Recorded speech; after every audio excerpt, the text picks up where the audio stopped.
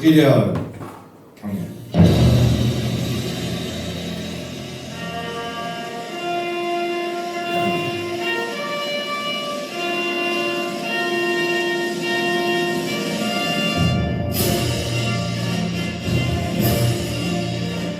나는 자랑스러운 태극기야. 자유롭고 정의로운 대한민국의 무한 영광을 위하여 충성을 다할 것을 굳게 다짐합니다.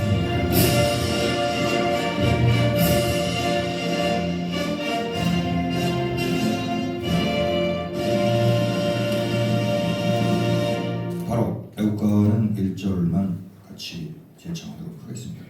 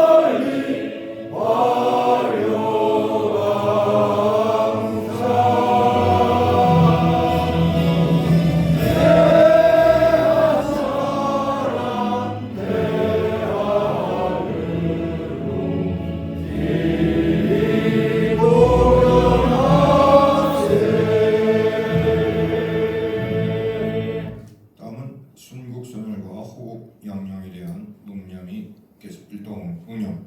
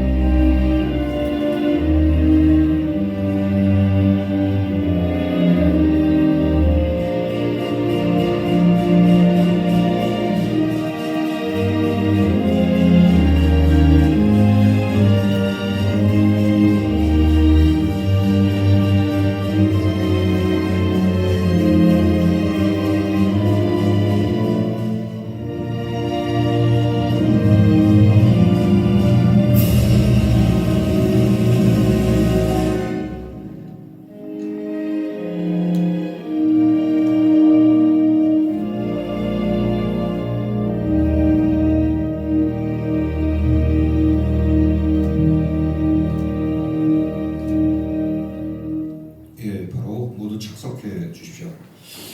곧바로 이제 5분 지났습니다. 이제 시작을 하겠는데요.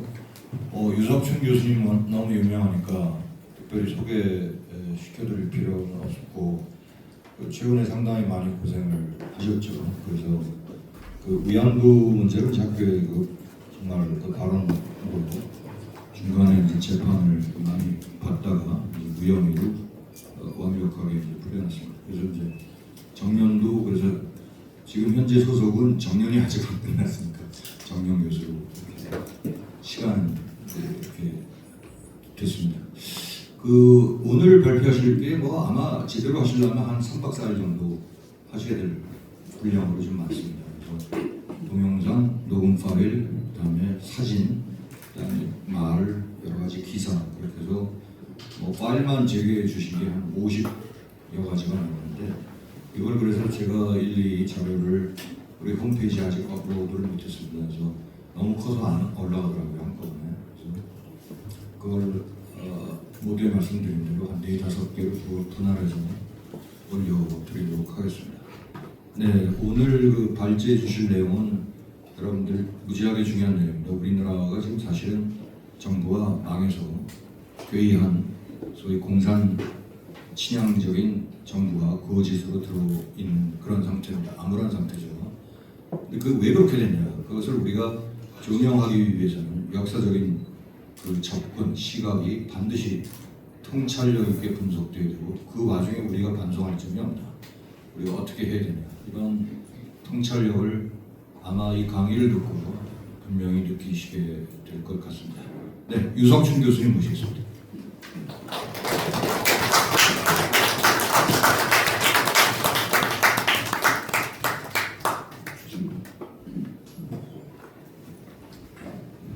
네, 여러분 반갑습니다.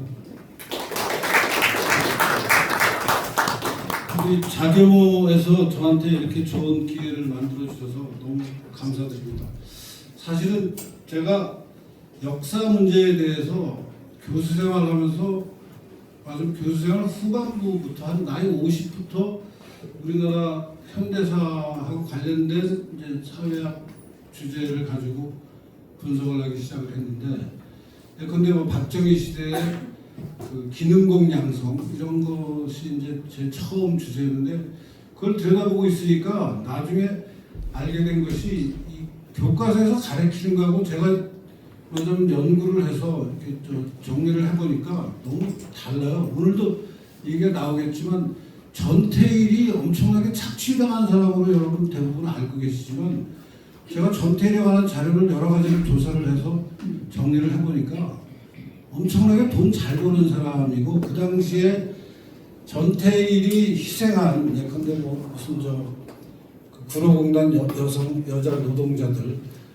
그 사람들도 월급을 굉장히 많이 받은 분들이더라고요. 그런 얘기들을 제가 책으로 내기 시작하면서 현대사를 하나하나 이렇게 찾아보니까 이게 조선 후기부터 시작해서 오늘날까지 그냥 엉망진창이더라고요. 그래서 오늘 그것을 좀 쭉 스케치를 하고, 특히 위안부와 관련해서 제가 최근에 아까 우리 김병준 교수가 말씀도 해주셨는데, 그 재판을 오래 겪으면서 그 재판 과정에서 알게 된 여러 가지 디테일한 것 중에 너무 어이없는 게 하나 있는데, 대표적으로 자세하게 좀 설명을 드리겠습니다. 감사합니다. 그 폴더에 다 있습니다.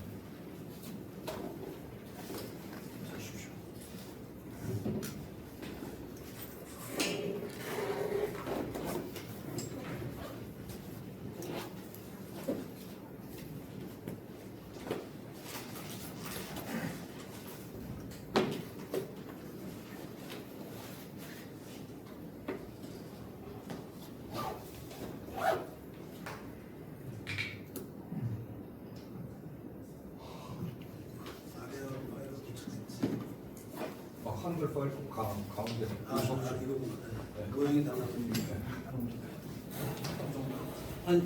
괜찮습니다.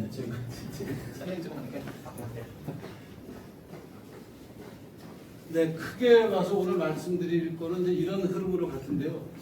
우리나라가 성공을 했는데 그것을 이어가기 위한 역사 인식이 필요한데, 우리나라에서는 성공한 대한민국을 깎아내리는 일, 말하자면 잘못한 것만 찾아서 우리나라가 얼마나 문제가 많은 나라냐 하는 식의 얘기만 많이 되고 있는데요.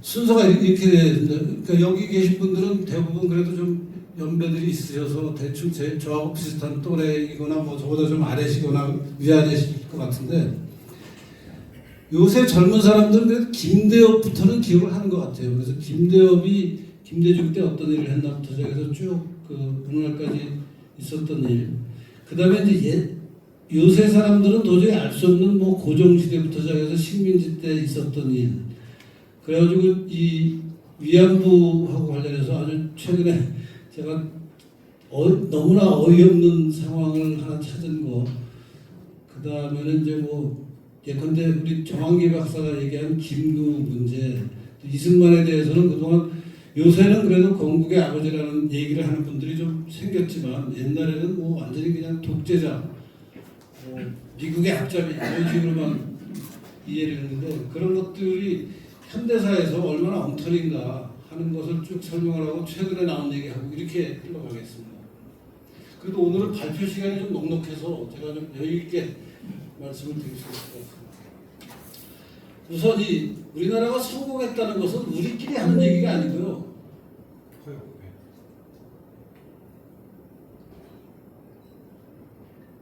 이게 맞아요. 한국은 완전히 세계적으로 성공한 나라라는 것을 국제기구가 다 인정을 하고 전 세계가 다 인정을 하는 게 뭐 여러분들 다 아시는 일이잖아요. 근데 우리나라 내부에서만 이것을 제대로 인정을 안 한 문제가 있는 것 같고요.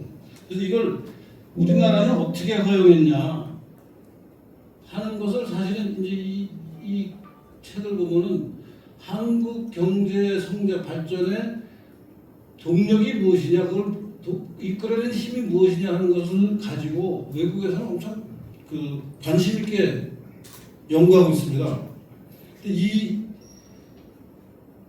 이런 말하자면 성공 이야기를 우리나라에서는 실패한 걸로 만들어서 이제 흠집내는 일을 많이 하고 있는데, 이제 그런 흠집내는 것을 가져오는 과정에 최근에 있었던 비교적 젊은 사람들이 알 수 있는 것은 이겁니다. 이해창 이 양반이 2번이나 그 선거에 나와서 졌는데, 선거에서 질 때 가장 결정적인 게 이 아들 병역 비리 문제였는데, 이게 완전히 사기극으로 판명난 거 아니에요. 그러니까 몸이 워낙 부실해서 좀 그냥 보통 사람 기준에서는 지나치게 그 패션 말라가지고 어떻게 저렇게 살 수 있나 하는 정도로 아들 둘이 문제가 있었는데, 그것을 이제 병역 비리를 했다라고 난리를 쳐서 이해창을 결국 떨어뜨리는데, 그 떨어뜨리는 일을 한 주인공이 이 김대엽이잖아요. 다들 기억하시지 않아요? 김대엽이 그리고 나중에는 이 거짓말한 것 때문에 수사를 받게 되니까 필리핀에 도망가서 결국 필리핀에서 잡혀가지고 옵니다. 김대엽이. 그러니까 사실 2번의 대통령 자리를 이해창이 그냥 이 김대엽이 사기치고, 그때 김대엽을 언론이 의인이라고 불렀어요. 뭐 의로운 사람이라고. 의롭기는 개뿔이 뭔가 완전 사기꾼한테 말하면 선거가 농락당한 거잖아요. 지금 보면. 근데 이때만 그런 게 아니죠. 뭐 선거 때마다 그런데, 우리 이 DJ 이 양반이 이런 얘기 하잖아요. 이거 2001년에 하는 얘기입니다. 북은 핵을 개발한 적도 없고 개발할 능력도 없고 개발할 의사도 없다. 대북 지원금이 핵 개발에 악용되는 말은 터무니없다. 근데 지금 북한이 핵 개발해가지고 우리 위협하고 있잖아요. 책임을 져야 될 거 아니에요, 이 사람. 뭐 북한 참시라도 하는가, 무슨 방법이 있어야 될 거 아니에요. 그냥 아직도 존경받고 있는 사람이고, 노무현도 이런 말 했죠.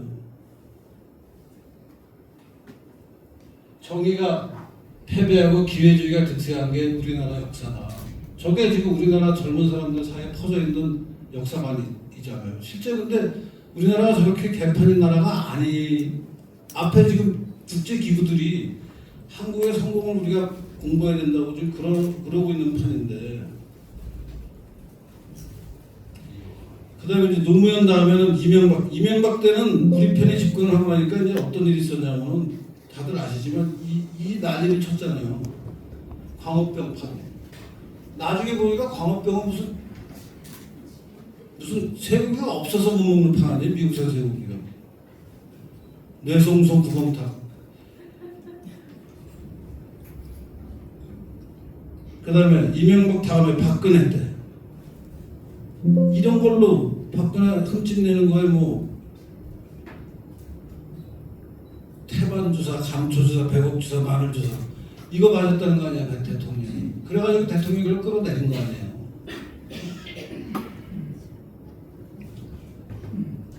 문재인 때 사드,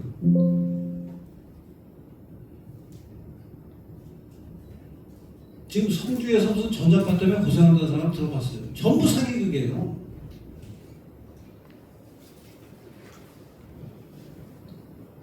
그 다음에 윤석열 되니까 이제 후쿠시마, 이게 지금 여기에 후쿠시마가 있는데 여기 해류가 이렇게 돌아서 태평양을 돌아서 일로 와서 문제되는 거예요. 지금 여기서 우라늄 폐기물이 내려오고 있는데 그거는 문제롭지 않으면서, 평산이라는 데가 이승만 대통령 고향이에요. 평산에 우라늄 공장이 있는데 그 우라늄 공장에서 지금 태수가 강화도 앞바다로 내려오는데 그건 한 말도 안 하고 다가 후쿠시마에 지금 사고로 핵발전소가 사고를 당해서 그 지진 때문에 사고를 당해서 거기서 어쩔 수 없이 방사능 물질이 새 나오는 것을 일본이 온갖 기술을 동원해서 다 마저 처리를 해서 정화를 해서 흘려보내겠다니까 흘려보내면은 그거 먹고 뭐 기형아가 나온다 그러면서 이유가 지금 이 해류가 사실은 우리나라에 올 수 없는 위치예요. 해류의 그 흐름이. 근데 이걸 삥 돌아서 지금 여기까지 와서 이렇게 온다는 거 아니에요. 태평양을 돌아서 미국 해안으로 갔다가 적도를 돌아가지고 이러면서 속된 표현으로 지랄을 하던 사람들이 지금 북한에서 그 우라늄 공장 나오니까 입 뚜껑껏 안 하고 있죠. 그래서 지금 보세요. 현대사에서 이승만 박정희는 나중에 따로 얘기하더라도 우리가 아는 대통령들 김대중, 노무현, 이명박, 박근혜, 문재인, 윤석열 이 최근에 한 대통령 7, 8명 때마다 난리를 쳐대면서 거짓말한 거예요. 그걸 특정한 한 사람이 한 게 아니라 언론계 전체가 언론이 전부 거기 붙어가지고 우리가 처음에는 조선일보 같은 데를 믿었죠. 근데 조선일보도 박근혜 때 딱 돌아서가지고 그 다음부터는 뭐 지금 우리 편이라고 얘기할 수 없는 상황이 돼버렸잖아요. 조선일보도 그렇고 뭐. 그러니까 정말 우리가 아는 그 좀 영향력 있는 언론사 한 군데라도 이런 문제에 제대로 된 얘기를 하는 언론사가 하나도 없습니다. 학교에 무슨 젊은 애들 교육하는 데는 말할 것도 없고 지금 얘기한 뭐 무슨 뇌성순 구멍탁하는 이 그 광우병 때 전부 학교 선생들이 애들 데리고 나갔어요. 광화문에 유모차 끈 아줌마들까지.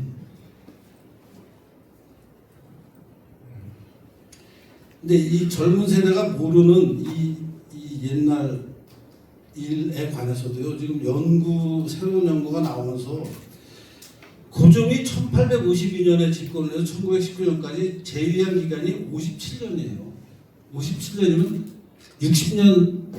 60년에서 3년밖에 안 모자라는 거 아니에요. 60년은 세대가 2번입니다. 이승만이 12년 집권했고 박정희가 18년 집권했어요. 합쳐서 30년 집권한 거예요. 우리나라가.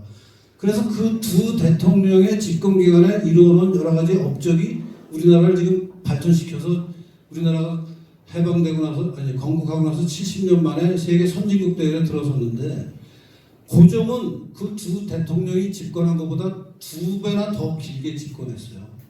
그리고 고종이 집권한 이 1852년부터 얼마 안 됐을 때 1868년이가 아니 일본의 명치주의 언제죠? 1868년. 그러니까 고종 집권하면서 일본이 근대화로 나간 거예요.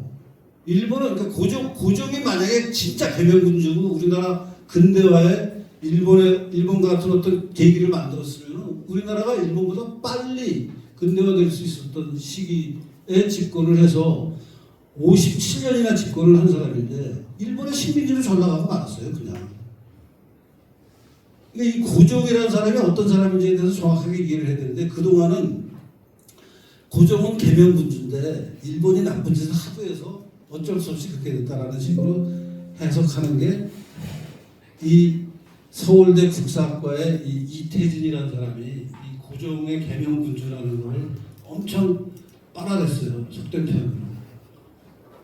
근데 이거를 이제 실제 사람들이 알게 되면서 이 고종이라는 사람이 실제 지금 제가 말씀드린 바와 같이 식민지가 되기 전에 60년 동안 우리나라가 좀 근대적인 사회로 제대로 움직였으면 식민지로 떨어질 일이 없죠. 식민지 오히려 우리가 무슨 뭐 다른 나라를 식민지로 만들 수 있었을지도 모르죠. 일본이 그랬듯이 일본은 우리 딱 명치 유신하고 나서 우리나라를 식민지로 만들었잖아요.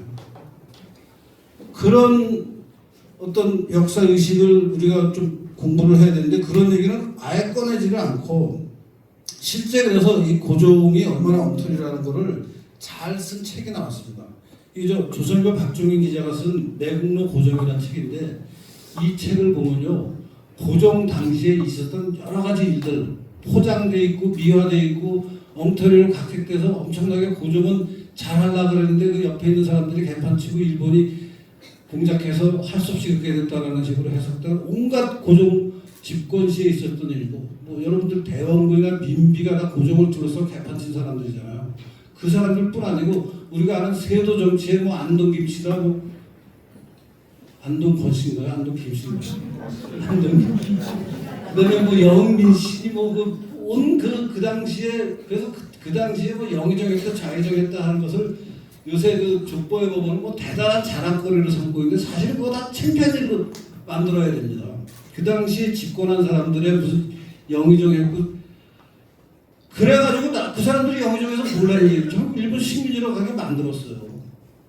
그 뭘 자랑했다고 그러니까 그 조선 후기에 무슨 양반으로 태어나서 무슨 저 과거시험에 붙어가지고 무슨 고위직을 했다는 것을 족보에다가 대고 뭐 자랑하고 있는 이 풍토를 사실은 다 뒤집어 엎어야 되는 겁니다. 이 시기에 근대화를 못해서 우리가 식민지가 된 거예요. 그리고 6.25 전쟁까지 치르게 되고 겨우 이승만 박정희라는 정말 세계적인 인물을 우리가 대통령으로 갖게 되면서 다시 발전할 수 있는 계기를 만든 건데, 그러니까 역사를 지금 제가 말씀드리는 이런 식으로 얘기를 했는데 가장 대표적인 게 그래서 사실 이 일본 사람 이거 왜안 나오죠?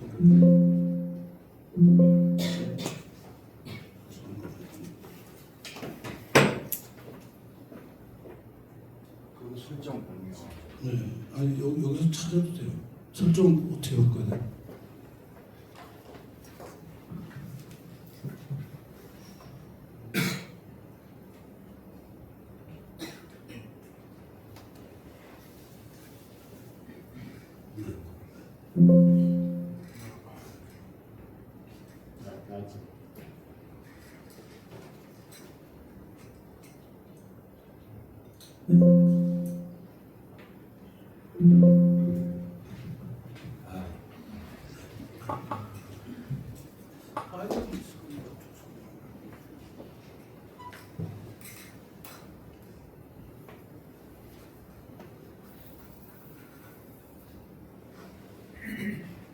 네, 이런 책이 있습니다.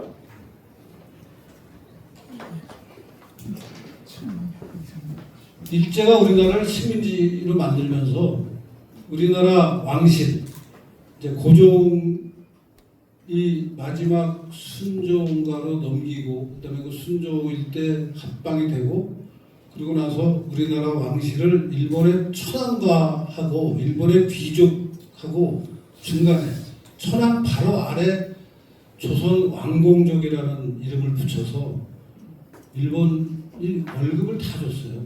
생활비, 월급 엄청난 돈을 줬어요. 그래서 그것을 잘 정리한 책이 이 책인데 이게 일본 사람이 쓴 책인데요. 이의연 박사라고 일본 전문가가 옮겼습니다. 이 책을 보면요, 그 일제 시대에 우리 민중들은 뭐 수탈당했다라고 얘기할 때 이 조선의 왕실이 얼마나 일본의 지원으로 포시럽게 살았는지가 너무 잘 정리되어 있습니다. 그래서 뭐 우리가 아는 무슨 뭐 그 이왕가의 뭐 그 고종 손자들, 그래서 뭐 우리가 아는 그 이은 뭐 어쩌고저쩌고 하는 여러 그 외자 이름들 있잖아요. 그 사람들 다 잘 먹고 잘 살고 일본에서 황실 대접 받으면서 일본 육사에 가서 3스타까지 돼요. 일본 군에는 일본 육사에 가서 칼 차고 말 타고 그런 사실을 전혀 우리 교육시키지 않고 있어요 지금. 그러니까 실제 어떤 일이 있었는지를 다 얘기를 해야 그 다음에 거기에 대한 평가가 제대로 이루어지는데 그건 다 거짓말로 덮어놓고 고종은 엄청나게 계명금지였는데 억울하게 당했다. 일본이 나쁜 놈이다. 이런 식으로만 가르치니까 이 책을 한번 보시면 어이가 없어요. 야 정말 이러고 살았는데 우리가 그동안 왕실이 참 억울하게 당했겠구나 하는 생각을 한 것이 실제 식민지가 된 것도요.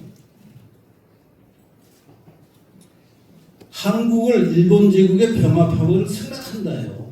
일본이 우리를 쳐들어와서 우리가 억지로 당한 게 아니고 이거 보세요.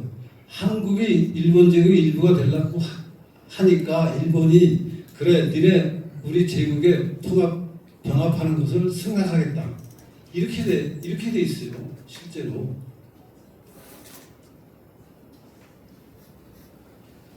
이게 지금 병합 때 나온 조약입니다.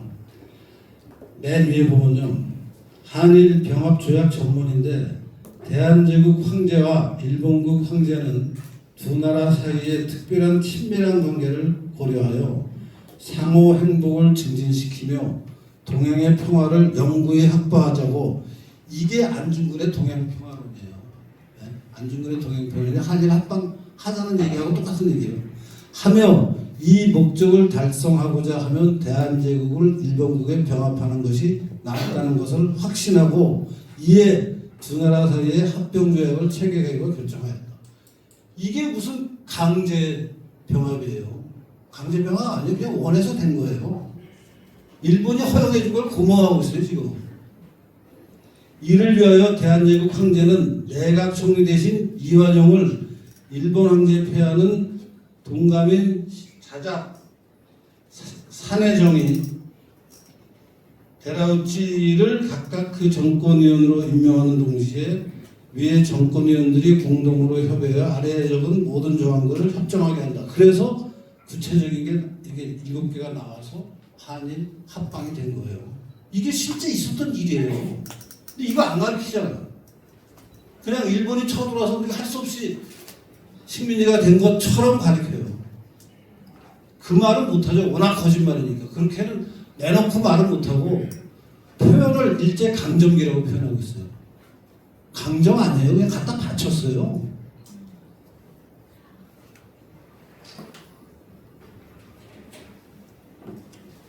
식민지 시대에 차별과 억압을 받았다라고 가르치고 있어요. 그래서 대표적인 제가 풍암고라는 데서 교재로 쓰는 것을 하나 찾았고요. 그거에 반해서 미국에서는 일제시대를 어떻게 보는지를 한번 비교를 해보겠습니다. 풍암고라는 데서 이제 교재로 쓰고 있는 일제 식민지 지배와 민족운동의 전개, 그래서 굉장히 제법 긴 페이퍼인데요. 온갖 얘기 나오다가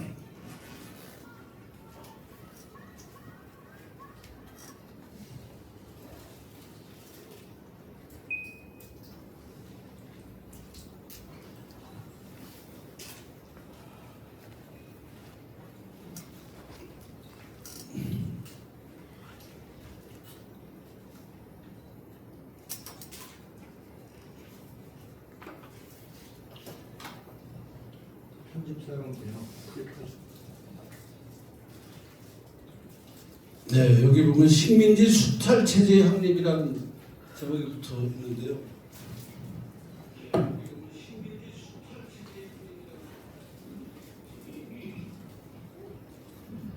그러니까 엄청나게 차별을 당하고 수탈을 당한 걸로 나옵니다. 근데 지금 세 번째 식민지 교육 강요를 해서 자유와 권리가 제한되는데 사실 저 때도 우리나라에서 의무 교육이 이제 일본에 의해서 처음 도입이 돼서 초등학교, 국민학교, 그리고 국민학교에서 일본어를 가르쳤습니다. 일본어를 모국어로 가르치고 현지어로 조선어를 가르쳤어요.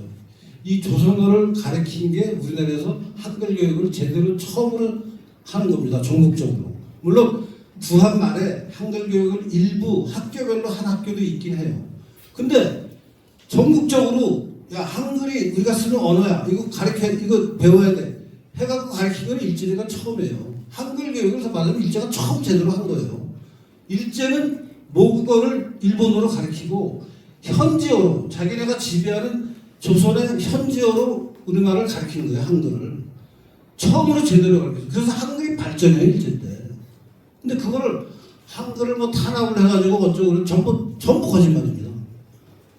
한글이 엄청나게 발전해요. 일제 때. 현지어의 중요성을 알아서 이 현지어를 가지고 일본의 식민 통치를 잘 이해하게 만들어야겠다면서 한글 발전, 한글 연구를 많이 하게 하고 일본 학자들이 한글 연구를 하고 또 거기에 자극받은 우리나라 학자들이 한글 연구를 하고 해서 주시경이니 최현변이 이런 사람들이 일제 때 한글을 엄청 발전시킵니다. 근데 이거를 지금 이런 식으로 가르쳐요. 토지조사 사업에서 토지를 우리나라 사람들이 토지 조사 사업에 익숙하지 않아서 토지를 조사를 하는 것은 어느 지역에 어떤 땅이 있고 그 땅은 주인이 누구고 그 땅의 소출은 얼마고 그래서 거기 세금을 얼마를 매겨야 되고 뭐 이런 기초 자료가 있어야 될 거 아닙니까? 그거를 조선 후기에 양전이라고 해서 가끔씩 했는데 그 가끔씩 한 터울이 너무 길어서 뭐 30년에 한 번, 뭐 50년에 한 번.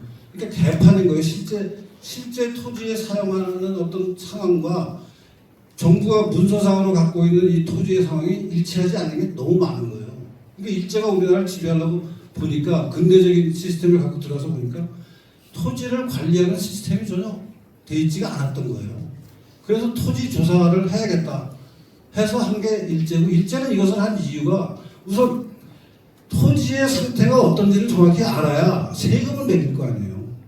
그러니까 일제는 세금을 정확하게 매기려고 이걸 했는데 우리나라는 그 전까지 제대로 한 토지 조사가 없었죠.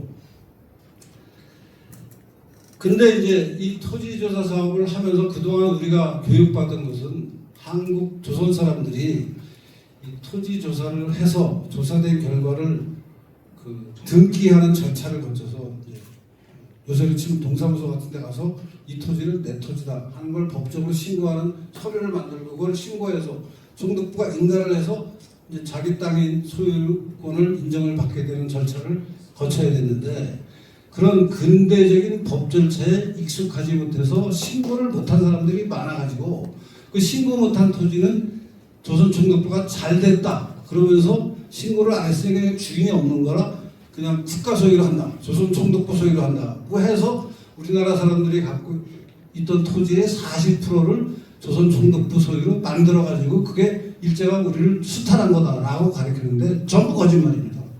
그런 일 없었어요. 이영훈 교수 같은 분들이 엄청나게 실증 조사를 다 해가지고 따져봤더니 그런 식으로 토지 조사를 했는데 그 근대적인 법 체계에 익숙하지 못해서 신고하지 못한 사람이 그래서 자기 땅을 뺏긴 사람이 얼마나 되는가를 봤더니 분쟁이 그러니까 주인이 서로 그러니까 특정한 토지에 관해서 내가 주인이다 하는 분쟁이 있는 그러니까 대부분의 토지는 누가 주인이라는 게 이제 동네 사람들 사이에 같이 사는 사람들이 알고 하니까 뭐 그게 법적으로 등기가 돼 있건 안 돼 있건 이제 그 마을에 가면은 아 이거는 누구 토지다 하는 걸 알 수 있고 그런 확인된 것은 일제가 이제 절차를 거쳐서 그 땅은 누구 땅이다 하는데 그런 식으로 확인을 하다 보니까 일부 아주 작은 토지에서 서로 내가 주인이라고 다투는 경우가 있어서 그 다투는 경우가 나오면은 양쪽의 얘기를 잘 들어보고 누구 말이 맞는지 누구의 말을 뒷받침하는 근거가 있는지를 따져가지고 진짜 주인을 찾아주는 절차를 거친 토지가 한 3% 되더라. 전체 토지에. 그런 연구 결과를 이영훈 교수가 1980년대부터 발표해요. 지금 어제 오늘 한 게 아니에요. 1980년대, 90년대에 학술 논문으로 이영훈 교수가 물론 전문적인 학자들이 보는 학술 논문 거기다가 이거를 계속 발표합니다. 그래서 이미 학계에서는 이 문제는 이영훈 교수의 연구 결과가 발표가 계속되고 나서는 더 이상 논란이 되지 않고 있어요. 다만 국민들 인식에 왜냐하면 초등학교나 중학교나 고등학교 교육이 개판이라 계속 이영훈 교수의 최신 연구 결과가 맞으면 교과서에 반영이 안 되니까 학교에서는 그냥 선생님들이 옛날식으로 가르치고 학생들이 옛날식으로 배워가면서 토지 조사 사업을 통해서 40%의 토지를 우리가 수탈당했다라고 우리가 알고 있는 거예요. 근데 실제로는 그게 아니라는 연구 결과가 지금 이미 나와서 학계의 정설로 굳어진 거는 30년이 넘어요. 근데 퍼지진 않고 있어요. 언론이 딱 막고 있어요. 그리고 학계의 기득권이 딱 막고 있어요. 이영훈 교수의 얘기를 다 받아들여서 세상 사람이 다 알게 되면 자기를 밥그릇이 떨어지니까 덮어놓고 있는 거예요. 엉덩이에 깔고 있는 거예요. 이걸 햇볕에 내놔야 되는데 그러니까 이제 이런 식의 풍안고에서 지금 이런 자료가 나오는 게 이거 완전히 엉터리라는 거고요. 뭐 다른 것도 마찬가지인데 이거에 반해서 미국에서는요 이런 책이 나와요. 식민지 근대, 그러니까 한국의 식민지 근대성, 식민지를 하면서 근대가 발전했다라는 걸 이렇게 이 신기욱이라는 학자는 저도 잘 아는 학자예요. 저기 지금 스탠포드 교수예요. 연세대학 사회학과 출신이고, 그리고 마이클 로빈슨도 제가 이름 너무나 잘 아는, 이런 사람들이 이렇게 책을 만들어서 식민지 때 근대화가 진행됐다는 건 이미 해외에서는 당연한 상식이에요. 한번 더 누르시면. 한번 더. 네, 당연한 상식이고 너무나 당연한 거고, 사실은 이 문제는 식민지 겪은 나라들이 전 세계에 너무 많잖아요. 예컨대 인도가 영국의 식민지를 거치면서 근대화가 된 건 누구도 부정 못하는 사실이에요. 뭐 다른 식민지, 아프리카의 그 수많은 식민지, 라틴 아메리카의 스페인 식민지들, 스페인이 들어와서 전통적인 사회랑 다른 새로운 사회가 시작된 거 아니에요. 물론 거기에 무슨 주종 관계가 끼어 있을 수 있어요. 일부. 우리나라도 예컨대 이제 제가 이런 얘기해서 식민지 때 근대화가 진행됐다 그러면 그 질문 들어오는 것 중에 하나, 너는 그러면 일제가 우리 지배한 게 잘된 일이냐? 뭐 이렇게 질문하더라고요. 그렇게 생각하냐고. 그래서 내가 예를 드는 게, 일제가 우리를 지배했지만, 그래서 지배하면서 근대화를 진행시킨 건 맞지만, 동시에 일제는 우리한테 식민 모국하고 차별하는 게 있다. 두 가지다. 내가 분명히 제시할 수 있는 거. 하나는 군대를 징집하지 않았어요. 일본 군대에 조선 사람들을 받아들이지 않았어요. 일본 제국주의는 맞아, 일본 젊은이들로만 일본 군대를 채웠어요. 그래서 만주를 지배하고 뭐 온갖 데를 지배하면서 일본의 그 군부가 이제 군국주의 그 국가가 됐는데, 그 군국주의가 중일 전쟁을 37년인가 36년인가 시작하고 태평양 전쟁을 이어서 시작하면서 이제 전쟁에 나가는 일본 젊은이들의 숫자가 늘어나서 일본 그 최대, 일본이 군사력을 최대로 갖고 있을 때 갖고 있었던 병력 수가 700만인가 뭐 하여튼 그 정도 되는 숫자의 병력을 갖고 있었는데, 그것만 가지고 도저히 안 되겠으니까 이제 식민지에서도 군대에 들어오는 사람들을 뽑아야겠다라고 한 게 중일전쟁 이후예요. 그 전에는 아예 우리나라 사람들을 군대에 받아주질 않았어요. 이분은. 근데 그게 뭐 왜 중요하냐고 질문을 할지도 모르는데, 일본은 군국주의로 나가고 있었어요. 그러니까 군대가 사회에서 가장 중요한 그 어떤 조직이었어요. 뭐 예컨대 우리나라 옛날에 육사가 중요한 조직이고 요새는 검찰이 중요한 조직이고, 검찰이 이번에 이제 작살이 나면서 뭐 또 뭐 다른 조직이 뭐 운동권 조직이 중요한 조직이고, 이런 식으로 이제 그 시대별로 어떤 그 소속, 그러니까 그 집단의 중요성이 바뀌는데, 군국주의 시대에는, 군국주의 사회에서는 군대가 가장 중요한 조직이고, 그 군대에 누가 들어가 있느냐가 그 집단의 중요성을 알려주는 것인데, 일본 군대는 조선 사람들을, 대만 사람들을 안 받아줬습니다. 식민지로 갖고 있었지만 1910년에 식민지를 만들었는데 1920년대, 10년대, 20년대, 30년대 중반까지는 군대 못 오게 했어요. 오늘 갈 방법이 없었어요. 가려면은 만주군관학교 같은 데 가서 시험을 봐서 응모해서 시험을 봐서 붙으면은 너 그러면 일본 군대 만주군 장교를 해라. 한 게 박정희예요. 그러니까 보통 사람들은 군대에 갈 방법이 없는 거예요. 이게 차별받은 거예요. 또 일본은 그 당시에 근대화를 하고 나서 제국의회라는 걸 만들었어요. 아주 국회를 만들었어요. 국회의원을 일본 본토에서는, 일본 내지인들은 다 선거를 해서 국회를 뽑았는데, 식민지에는 그런 것을 허용하지 않았어요. 우리나라 이 말하자면 을 대표하는 일본 제국의회, 우리나라 식민지, 그러니까 이 조선을 대표하는 국회의원이 없었어요. 대신 조선 총독부가 있었고, 행정을 담당하는 그 조선 총독부의 뭐 파트너격인 의회 역할을 하는 게 중추원이라는 게 있었어요. 중추원의 참의가 국회의원 비슷한 건데 지명했어요. 그냥 선발하지 않았어요. 그러니까 그런 부분에서 일제가 우리를 차별했다고 얘기할 수 있어요. 그렇지만 토지를 수탈했다, 이거 거짓말이에요. 토지 수탈하지 않았어요. 쌀 수탈했다, 일단 나올 겁니다. 쌀도 다 돈 주고 사갔어요. 그래서 그런 식의 근대화가 진행이 되고 있었다라는 것을 우리가 인정할 건 인정을 해야 되는데, 외국에서는 이런 식의 책을 다 내서 이미 뭐 굉장히 그 일제시대에 관한 정통한 책들인데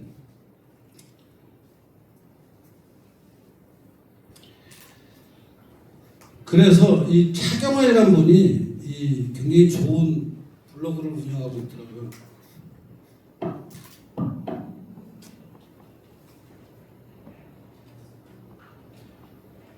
그러니까 토지 수탈설이 완전히 날조라는 걸 이분이 잘 정리를 해놨더라고요.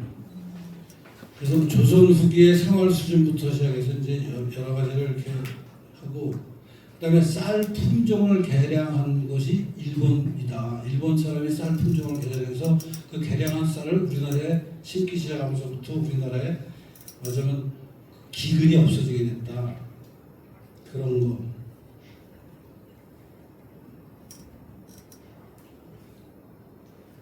그러니까 쌀 품종을 개량해서 이 만주 벌판에도 이제 벼농사가 가능하게 된 게 우리나라 사람들이 가서 근면에서 일을 열심히 했으니까 만주로 가서 이 일본 사람들이 맞아 새로 개발한 품종을 거기 가져가서 농사를 하니까 농사가 된 거예요. 그냥 가서 죽으라고 일만 해서 된 게 아니고.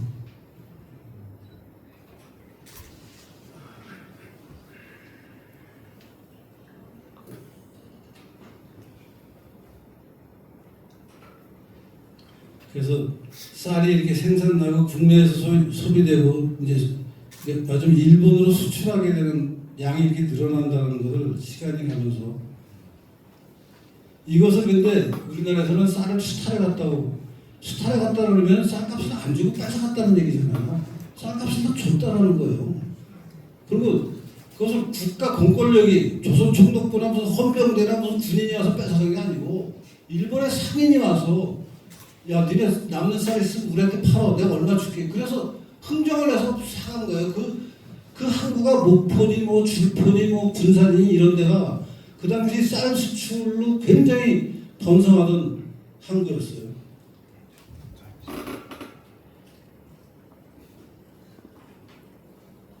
그러니까 이렇게 쌓아놓은 게 이게 수탈해서 뺏어간 걸로 얘기하는데 상인이 이제 배에 실으려고 이렇게 맞아.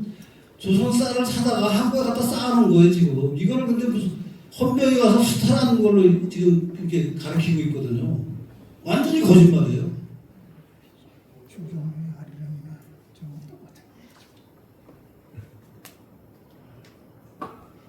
이 조선 토지 조사 사업을 통해서 수탈을 했다라는 것을 퍼뜨린 사람이 이 사람이에요. 신용화 교수라고 서울대 사회학과 교수. 서울대 사회학과가 이 악의 손들이 지금 이따가 또 나올 겁니다. 서울대 사회학과 교수인데 독도 문제와 나오면 TV에 나와서 독도는 우리 땅 떠드는 분인데 이영훈 교수한테 아주 학술적으로 작살이 났어요. 사실은 난 이영훈 교수가 이 양반 비판한 글을 보고 이 양반이 이제 얼굴 못 들고 다니겠다라는 생각인데 그래도 얼굴 들고 또 엄청 다니더라고요.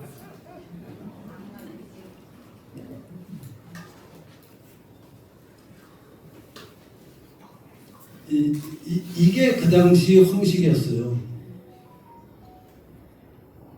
그래서 뭐 이 자세한 얘기가 나오는데 이런 식의 이제 네이버에 블로그를 만들어서 그 어떤 일들이 있었는지를 이제 밝히는 사람들이 늘어나고 있더라고요.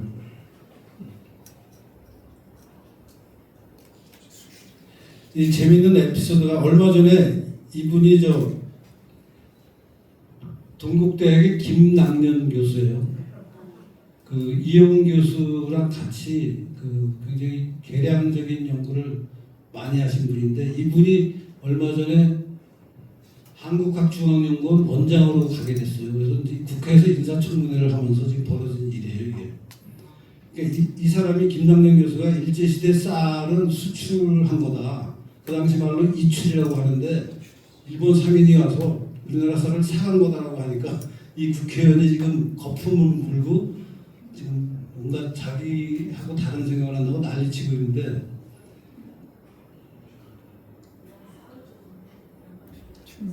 이게 지금 우리나라의 이제 말하자면 학술 부분에서 앞서 나가서 최신 연구 결과 한 사람이 당하고 있는 현실이에요. 이 국회의원들은 지금 그 학교에서 가르치는 그런 류의 지식밖에 없거든요. 그러니까 이제 자기들 지식에 의하면은 쌀은 당연히 헌병이 와서 뺏어간 건데 네가 어떻게 그런 얘기를 하느냐? 너 인사청문회 왔으니까 너 당해봐라 그러면서 이제 거품 물고 지금 난리를 치고 있는데 이런 일을 오늘 김병현 소장님은 이제 곧 다 하실 것 같은데요.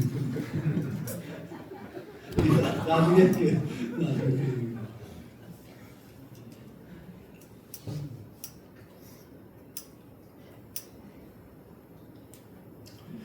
그 징용 간 것도 뭐 노동력을 수탈당한 거라고 난리를 치는데 그래서 이 징용 노동자상 이 징용 노동자상을 여러분 혹시 보셨는지 모르는데 이 지금 이 사진은 부산에 있는 부산 어디더라 그 초량에 부산에 그 일본 문화원이 있는데 거기서 얼마 떨어지지 않은 거리에 위안부상하고 이 징용 노동자상이 나란히 있습니다. 그래서 여기에 지금 우리 가서 우리가 아니라 저쪽 사람들이 와서 지금 이 우상 숭배를 하고 있는 건데 사실은 이 징용 노동자상이라는 게 일본 신문에 보도된 뭐 그 어느 일본의 무슨 탄광에서 일하는 그 한국인이라고 그래서 한국인이 너무나 그 고생만 하고 일만 하면서 제대로 대우를 못 받아서 먹지를 못하고 해서 이렇게 갈비뼈가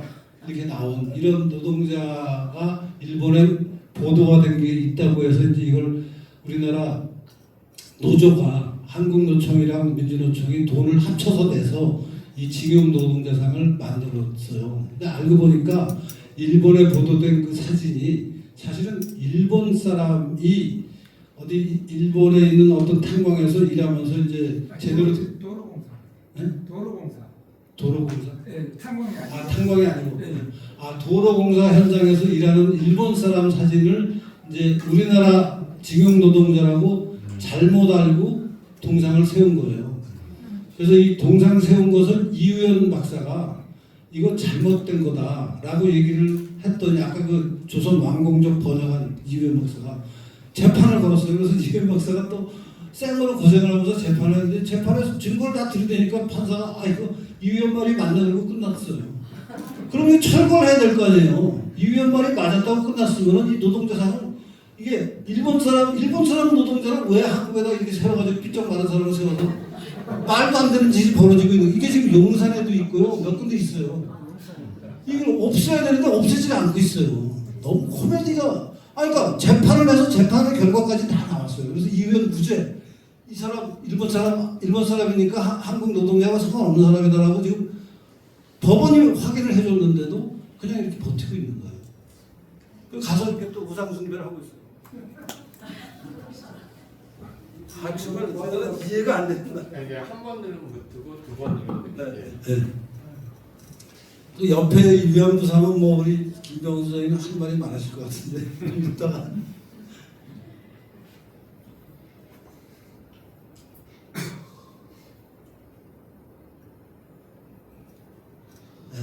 우리 이은 박사가 유행 가서 이런 얘기를 했어요. 강제징용 없었다. 실제 징용 강제로 간 징용 없었어요. 그러니까 우리는 일제 때 일본이 노동력이 모자라니까 우리나라 사람들을 가기 싫어하는 사람을 억지로 잡아다가 일본에 끌고 가서 그 탄광이나 무슨 아까 도로공사 현장에서 막 일을 시킨 다음에 월급 제대로 안 주고 이러다가 해방이 돼서 간신히 뭐 어찌해서 한국에 돌아와서 살게 됐다라는 식으로 알고 있는데 전혀 그렇지 않습니다.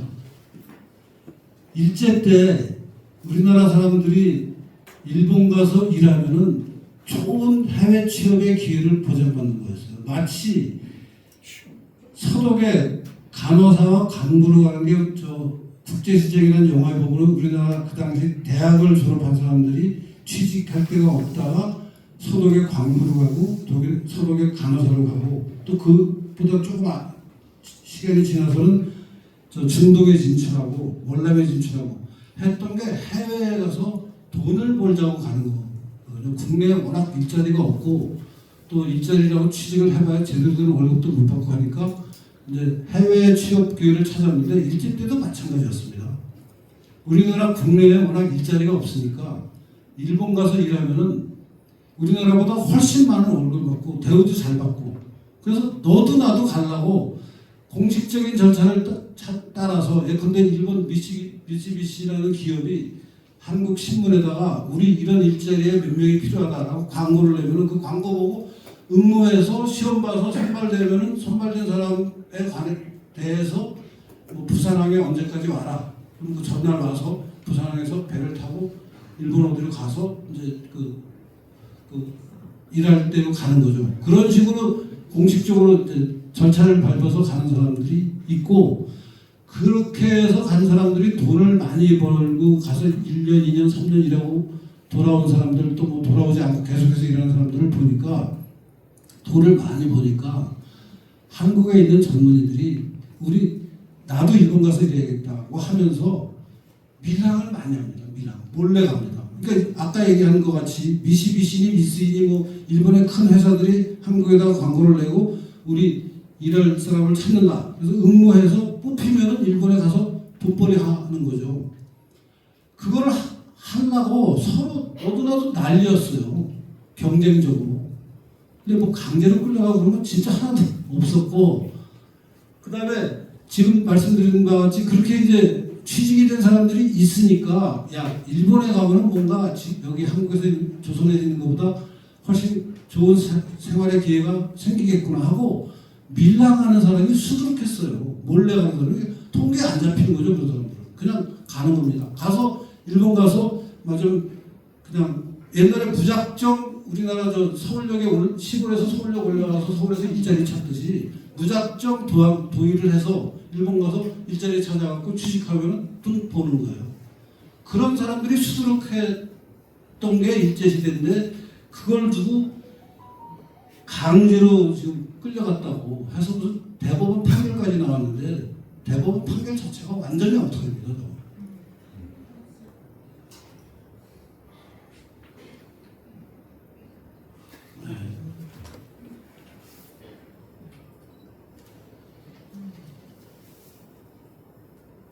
이 강제를 주장한 사람은 횡령까지 하고 뭐. 아니 이 인간은 웃기는 게 이 횡령에서 이제 최종적으로 무슨 징역 1년 6개월에 집행유예 3년인가 나왔거든요. 그럼 지가 횡령한 돈을 토해내야 될 거 아니에요. 그걸 안 하고 있더라고요. 뭐 버티고 있더라고. 그러니까 이제 횡령 확인이 됐어요. 대법원 판결까지 너 윤미향 너 횡령했다라고 확인이 되고 액수까지 다 나와 있는데 그럼 횡령한 돈을 토해내야 될 거 아니에요. 아니면 유치장에 가서 몸으로 때우든가. 그걸 또 안 하고 무슨 이상한 재판을 걸고 있더라고. 참 뻔뻔하더라고. 근데 이제 이재명이가 또 이제 대통령이 됐으니까 또 어떻게 될지 모르겠어요. 그래서 이 강제인데 이거는 이제 여기서부터 여기까지는 제가 조금 한 박자 쉬고 내가 자세히 말씀드릴 거고요. 나머지 무슨 말씀을 드리고. 그 다음에 해방 전국에 들어와서는요. 이게 일제 때 있었던 일 중에 지금 그 앞에 이런 토지를 수탈했다, 쌀을 수탈했다, 노동력을 수탈했다, 여자를 수탈했다 하는 것도 다 거짓말이라는 말씀을 드리고 이제 구체적인 이 부분은 좀 잠시 있다가 말씀을 드리고 해방이 되고 나서는 이제 사실은 좌우 합작을 하는 게 잘하는 거냐 이게 좌우 합작파들입니다. 이게 여운형, 김규식, 하지도 좌우 합작을 종용했어요. 처음에 이 좌우 합작파와 이승만이 싸우죠. 이승만과 반공주의자들이 싸웁니다. 이 스탈린을 상대로 이승만하고 트루만이 이 스탈린하고 싸우는 게 이제 반공 세력인데 이 사람들의 갈등을 우리가 굉장히 중요한 대목으로 봐야 되는데 그것을 제대로 설명을 안 해요. 그리고 김구도 테러리스트일 뿐더러 이 남북 합작파거든요. 좌우 합작파입니다. 김구. 요새는 정한기 박사가 81명이 아니고 100명이 넘는다고 추가 연구 결과를 밝혀서 그다음에 이승만은 건국의 아버지인데 건국의 아버지 취급을 못 받고 있습니다. 그리고 제주 4.3 사건 이게 뭐 너무나 뻔한 이 국군이 노획한 인민유격대 투쟁 보고서라는 게 있어요. 여기 실물로 남아 있습니다. 여기 보면 뭐 어떤 무기를 어떻게 탈취해서 누구를 어떻게 죽였다는 게 인민군 선으로 다 써 있어요. 이거를 무슨 4.3 보상한다고.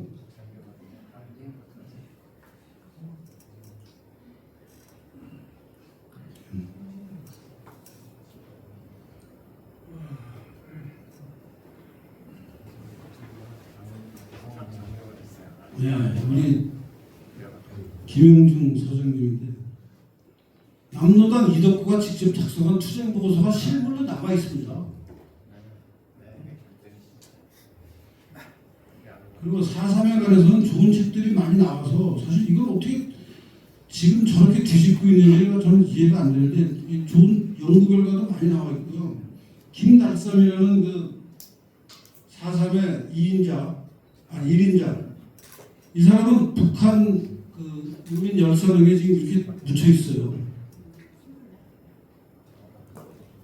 그리고 이덕구는 2인자인데 아까 그 이렇게 교수형 나옵니다. 사람들 앞에서. 근데 이렇게 명백한 반란을 뭘 요새 뒤집어가지고 생난리를 치고 있는데 이승만 때를 뭐 이 미제 식민지라고 그러는데 2003년부터 일제강점기란 용어, 북이 미제강점기란 그러니까 북한이 남한을 미국 제국주의가 강점하고 있다라고 표현해요. 지금도. 그러니까 지금은 대한민국은 미국이 미제국주의가 강점하고 있는 나라고 과거의 일제시대는 일본 제국주의가 강점한 나라. 그래서 일제강점기, 미제강점기라는 단어가 쌍으로 등장하는 거예요. 이게 북한에서 처음 쓰는 용어고. 근데 이거를 이해를 못하고 그냥 요새 사람들은 일제시대란 말도 안 하고 일제강점기라고 다른 사람이 막 쓰니까 언론에서 막 쓰니까 따라서 쓰는데 이게 얼마나 흉측한 말인지를 모르고 있어요 지금. 미제강점기와 일제강점기가 한 쌍으로 한 세트로 된 말이죠. 남과 여가 한 쌍으로 된 말이듯이 일제강점기가 있으면 미제강점기가 있는 거고 미제강점기는 이승만부터 지금까지가 나와는 미제강점기예요. 그 전에는 일제강점기였고 북한에서 그렇게 쓰고 있습니다. 이거.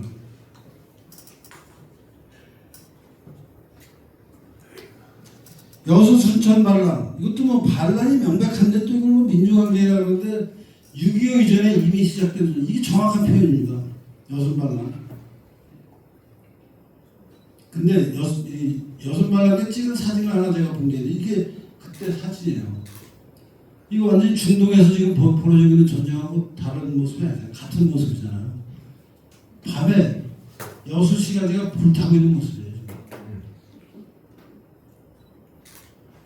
이런 전쟁을 거쳤는데 여수가 무슨 민주화 항쟁이라고.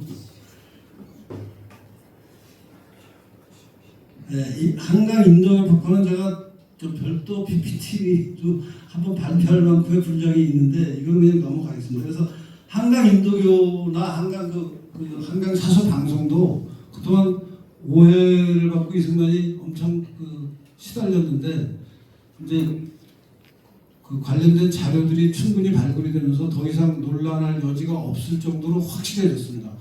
그러니까 첫 번째는 이승만 대통령이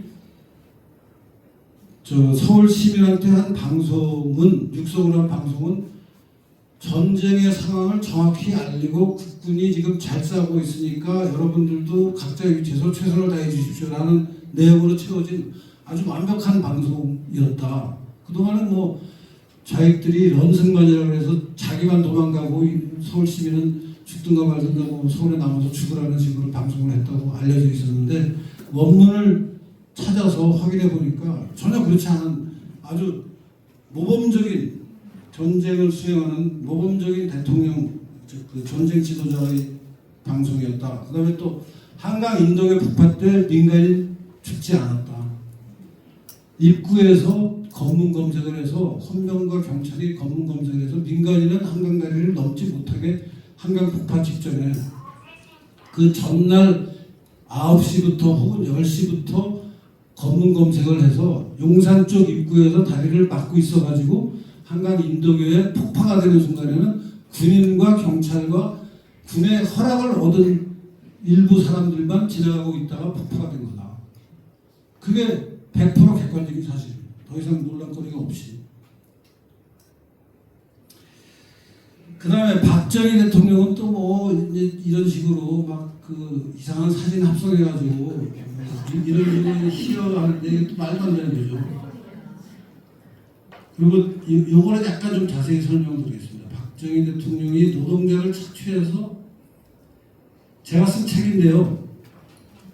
이게 이제 주로 한 얘기는 이 기능공 70년대 중화학공업화 하면서 그 중화학공업화에 정밀한 기계를 가공해야 무기를 만들 수 있잖아요. 지금 우리나라 방위 산업이 뭐 탱크랑 뭐 이런 게 세계 최고강 그 품질로 그 평가를 받고 있는데 그 산업이 출발한 게 박정희 대통령의 말하자면 중화학공업하고 방위 산업이거든요. 그때 그 기술자들을 어떻게 만들어냈느냐 하는 것과 노동 기준 문제를 제가 다루는데요. 여기에 이 책에 이런 표가 나옵니다. 이거 좀 자세히 설명할게요. 여러분 전태일이라는 사람에 대해서는 뭐 누구나 다 아실 거고, 전태일이 청계천 그 평화시장에서 굉장히 어려운 생활을 했고, 또 전태일 조금 아는 분들은 전태일 본인은 그렇게 어렵지 않았지만 전태일이 대변하고자 했던 여공들은 굉장히 어려운 생활을 했다라고 알고 있는데, 제가 전태일 평전을 몇십 번을 읽었습니다. 전태일 평전이라는 책이 있어요. 전태일의 일생을 그린 책인데 조영래라는 변호사가 쓴 책이고, 조영래 변호사는 일찍 죽었죠. 그 책을 읽으면은 처음에 무심코 읽으면은 전태일과 그 당시 여공들이 정말 너무나 착취당했구나 하는 생각을 안 할 수 없게 써 있어요. 근데 그걸 읽고 나서 내가 정리를 해봤더니 이런 표가 나오더라고요. 여기 보면요. 이 전태일의 경력입니다. 전태일이 1964년에 3.14라는 데 들어가서 시다 생활을 하면서 1,500원 받았다고 평전에, 조영래가 쓴 평전에 돈이 딱 그 써 있습니다. 이 액수가. 요 1,500원이 나오는 페이지 수도 제가 확인 다 했고요. 그래서 이제 경력을 거쳐서 나중에 죽을 때 이게 6년 정도, 64년 봄에서 70년 11월이니까 6년 정도 이제 그 평화시장 생활을 하는데, 중간에 다시 한번 얘기하겠지만 1,500원 받다가 6년 후에 이 사람 뭘로 받냐면 23,000원 받아요. 그러니까 월급이 15배 오는 겁니다. 6년 만에. 연봉이 아니고 월급이 맞나요? 월급입니다. 70년에 23,000원이면 엄청 많아요. 어마무시하게 받는 겁니다. 실제 소리 나와요. 전태일 평전에. 그러니까 그 당시 저 책을 그냥 생각 없이 읽거든요. 1,500원이라는 돈이나 3,000원이나 7,000원이라는 돈이나 10,000원이라는 돈이나 그냥 지금 기준에서 보면 커피 한 잔 값밖에 안 되는 거예요. 다. 싼 커피집에 가면 3,000원짜리 먹고, 좀 고급집에 가면 우리 10,000원짜리 먹고 그러잖아요. 그때 아이스케이크가 1원이었어요. 그래서 1,500원이 작은 돈. 작은 돈 아닌 거예요. 작은 돈. 아니 그러니까 전태일 평전을 쓴 조영래가 처음 1983년인가 저 책을 쓰는데 그때 이렇게 써 있어요. 지금까지 똑같이 써 있어요, 책에. 그러니까 이 액수를 그냥 그 책에 있는 1,500원에서부터 23,000원이면 10배가, 15배예요, 지금. 6년 만에 월급을 15배 받는 겁니다.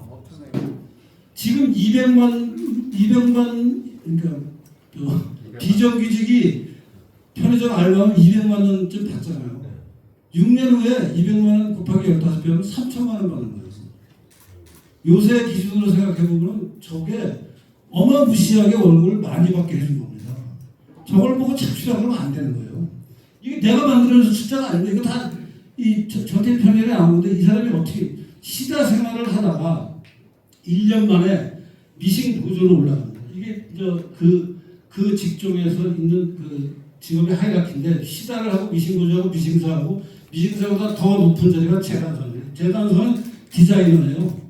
옷을 말하자면 전체적으로 만드는 걸 구상하는 사람이고, 이건 이제 기술을 가진 사람이죠. 미싱사가 이제 이건 미싱질 하는 사람이고, 이 사람을 돕는 사람들인데, 전태일이 314라는 데 가서 시사를 하면서 1,500원 받다가 1년 후에 1년 만에 미싱 노조가 돼서 3,000원을 받고 또 1년 만에 미싱사가 돼서 7,000원을 받아요. 이게 써 있어요. 전태일 평균을 자세히 보면은. 근데 저걸 저같이 분석한 사람이 아무도 없었어요.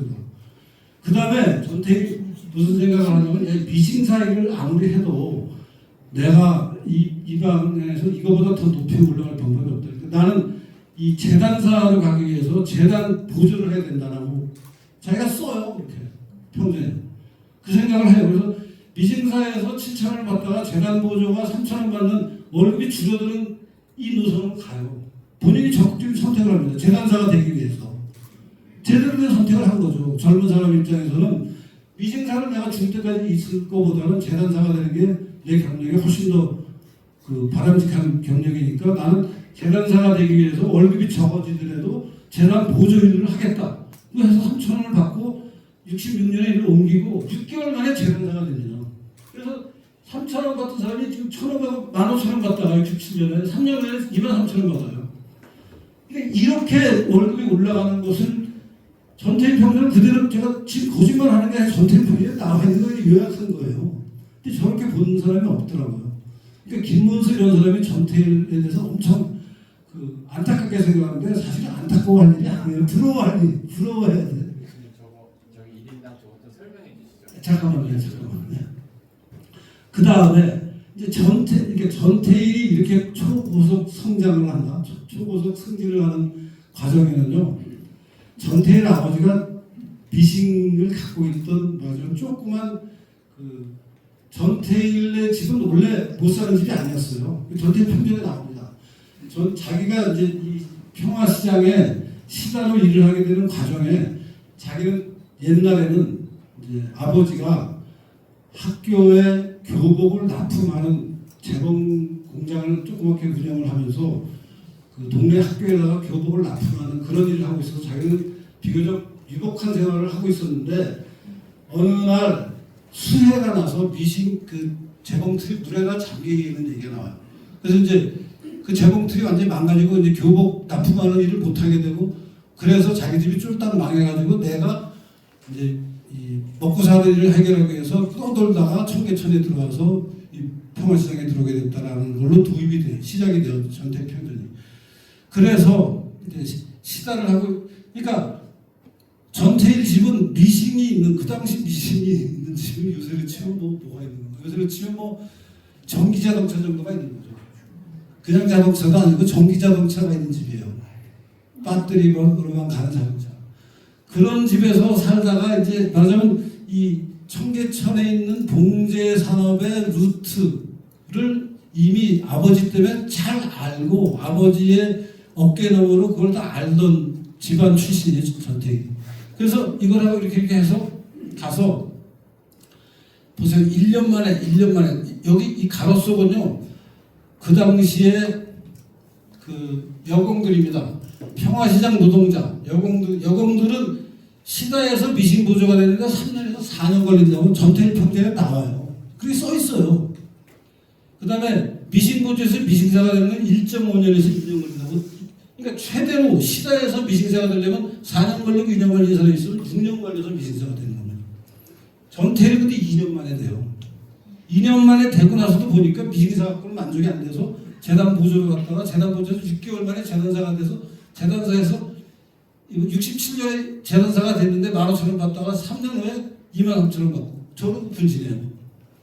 옆에 있는 요 가로속이 여공들의 경력 이동입니다. 이것도 제가 쓴 게 아니라 전태일 평전이 이렇게 설명이 나옵니다. 3년에서 4년 걸린다. 1.5년에서 2년 걸린다. 그래서 전태일은 1,500원에서 23,000원. 그 다음에 평화시장 노동자는 1,500원에서 7,000원. 이거 4배 넘어요. 6년 만에 4년 2년 걸려서 6년 만에 월급이 4배가 넘게 돼요. 요새 200만 원 받던 알바가 6년을 일하면 800만 원 받는 거예요. 900만 원 받는 거예요. 800만 원보다 더 받는 거예요. 이게 왜 착취입니까? 이렇게 일했는데, 이렇게 일해서 이렇게 월급 받았는데, 그걸 우리 다 지금 평화시장 노동자들은 다 착취당했다고 생각하는데, 절대 착취 아닙니다. 6년 만에 월급을 4배 주는 그런 일자리를 지금 세상에 주고 있는 거예요. 박정희 시대에. 그러니까 그 당시에 일하기 힘들었다. 동의할 수 있어요. 열악했어요. 평화시장의 이 근로 조건이 공기도 안 통하고 뭐 먼지 투석이고 뭐. 근데 평화시장 그런 게 아니에요 그때. 아니 뭐 정주영이나 무슨 이병철이는 무슨 엄청나게 좋은 환경에서 김우중이 자서전 보면 비행기 타고 쪽잠 자면서 일하고 그랬어요. 그 당시에 다. 정주영, 이병철은 뭐 엄청나게 호화롭게 살았다 그렇지 않았어요. 그 당시에 다. 그러니까 세상이 어려워서 모든 세상이 다 어려워서 이 사람들이 그런 상황에서 이 사람들이 열심히 일해가지고 지금 4년, 2년, 합쳐 6년 만에 월급이 4배가 더 올랐고 전태일은 6년 만에 실제 6년 만에 15배 임금을 받는데 이 사람들을 착취당한 사람들이라고 지금 알고 우리 김문수 지사도 뭐 후보가 되자마자 뭐 전태일 기념자들을 찾아가고 그러더라고요. 내가 거기 가지 말라고 거기 갈 필요 없다고 막 그랬는데도 찾아가더라고. 그러니까 한 달에 7,250원 받았잖아요, 그죠?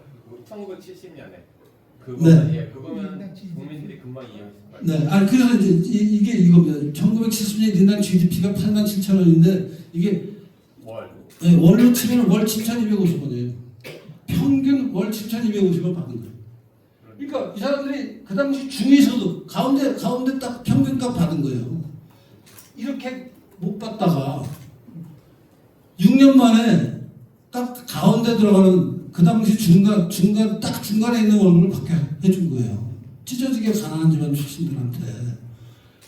그러니까 평화시장이 이렇게 착취한 데가 아닙니다. 진짜. 구로공단 착취한 데가 아니에요. 거기 가서 일만 하면은 평화시장이나 구로공단에 가서 일자리만 찾을 수 있는 사람이었으면은 다 중산층이 되는 루트로 들어가서 중산층으로 성장하고 있었던 거예요. 그거를 우리나라 사람들은 지금 구로공단 가서 일한 거, 평화시장 가서 일한 것 자체가 착취당한 거라고 생각하는데 그렇지 않습니다. 여기 들어가서 일할 기회만 잡은 사람들은 다 중산층의 길로 가고 있었던 거예요. 그 중산층의 파이가 점점 커져서 오늘날은 지금 세계 일본보다 지금 소득이 많은 나라가 됐잖아요. 이게 전태일 평전을 제가 한 10번쯤 읽으니까 저런 팩트가 다 정리가 되더라고요. 그런데 왜 분신했습니까? 왜 자살했어요?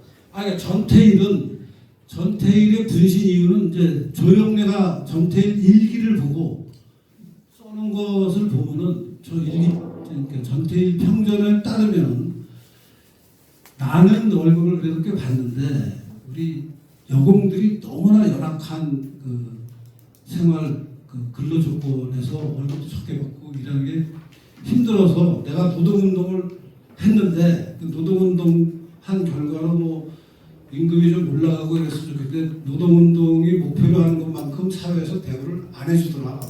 그래서 내가 죽음으로라도 이걸 하소연하겠다 라고 해서 죽은 거예요. 근데 죽는 과정에 대한 얘기가 또 이제 나옵니다. 그것도 너무 어이없는 얘기 바로 나옵니다. 지금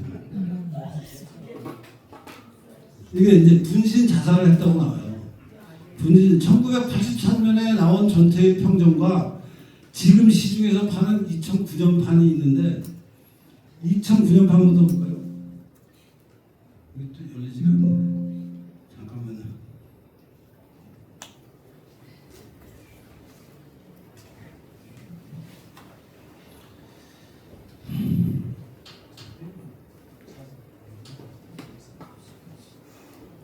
전 유일 모임. 어디 있죠? 위안도 그 아래 덜. 요즘 네. 맨 아래. 네. 여기가 영웅인 거.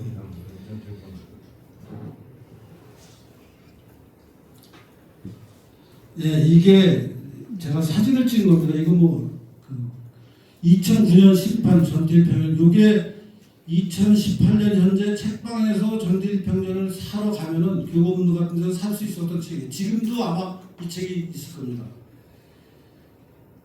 조영래가 쓴 전태일 평전에 300페이지에서 301페이지에 나온 건데요.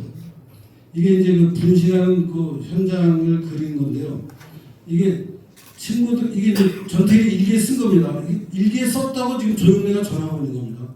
친구들은 다소 의아하게 생각했지만 그의 말에 따라 그를 혼자 남겨두고 국민의 앞으로 내려갔다. 그들이 그에 도착했을 때 웅성거리는 500여 명의 노동자들은 경비원들과 경찰의 몽둥이 앞에 밀리며 이리저리로 왔다 갔다 하고 있었다. 사전에 연락을 해두었건만 신문기자들은 아직 나타나지 않았다. 먼저 내려온 회원들은 전태일이 내려오기를 기다리고 담백하게 비춰졌다. 약 10분 후에 전태일이 근로기준법책을 가져에 품고 내려왔다. 전태일이 몇 발자국을 내딛었을까 갑자기 전태일이 옷 위로 불길이 확 치솟았다. 불길은 순식간에 전태일의 전신을 휩쌌다. 불타는 몸으로 보는 사람들이 아직 많이 서성거리고 있는 국민의 얼굴을 떠났다. 근로기준법을 준수해라. 우리는 기계가 아니다. 노동계도 이렇게 써 있어요. 2009년에는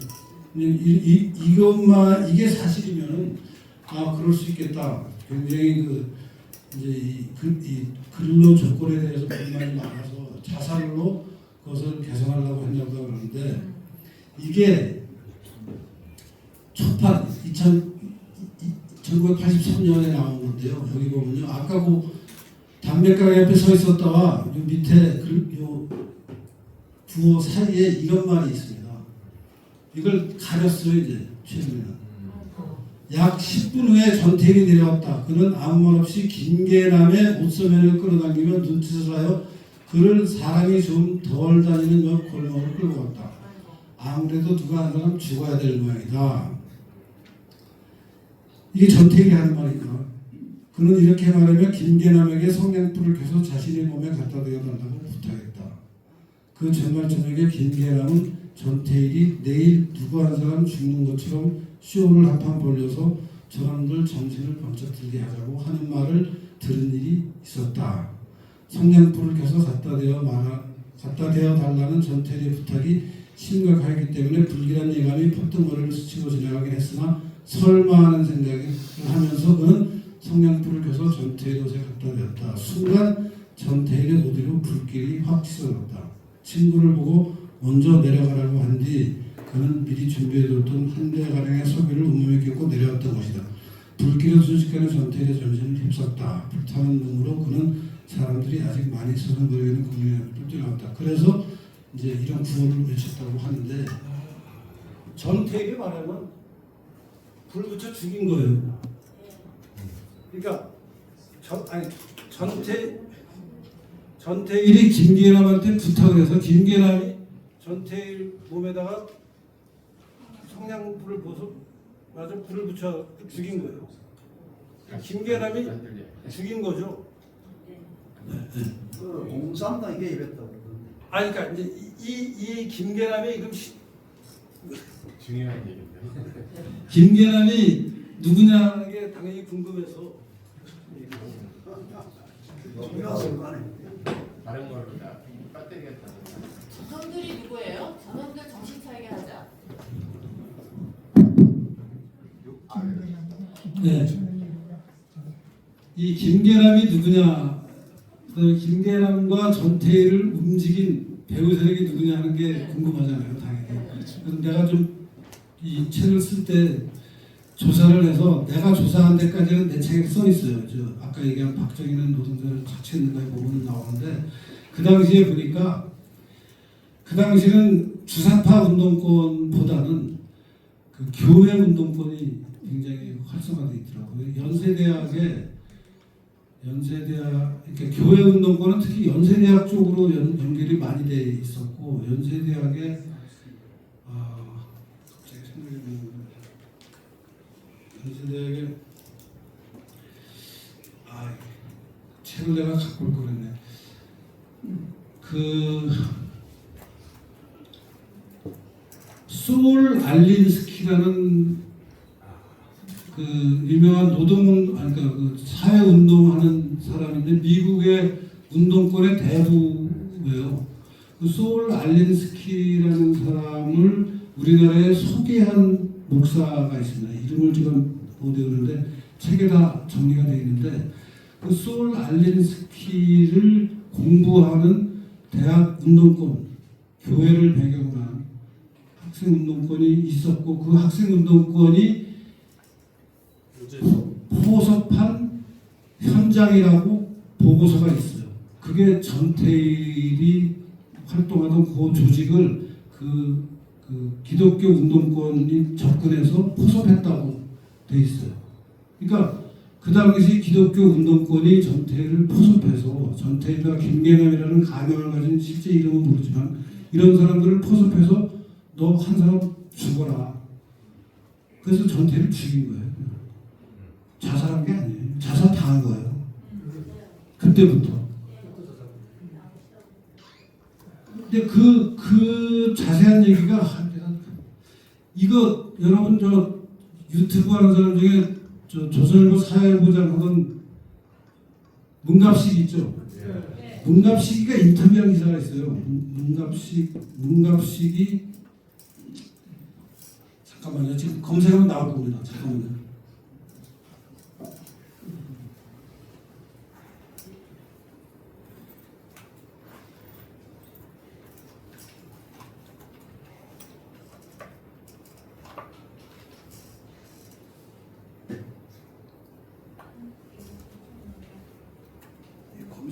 이게 검색인가요? 크롬 저기 구글 크롬 그러면 왼쪽에 있어요. 왼쪽에. 왼쪽에서 유튜브 눌러보세요. 유튜브 눌러보세요. 유튜브가 아니고 셔탭 가운데 셔탭을 유튜브 있죠? 가운데 유튜브 탭. 거기 옆에. 네. 유튜브가 아니에요. 유튜브 아니고 셔탭을 저 맨 위에 그런 검색관. 요거 네. 거기서 아래 검색. 아니 저 가운데서 가운데. 거기서.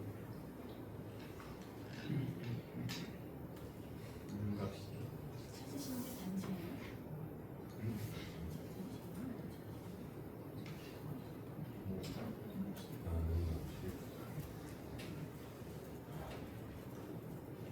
양국주 왠지 생각나. 양국주라는 분신이네요.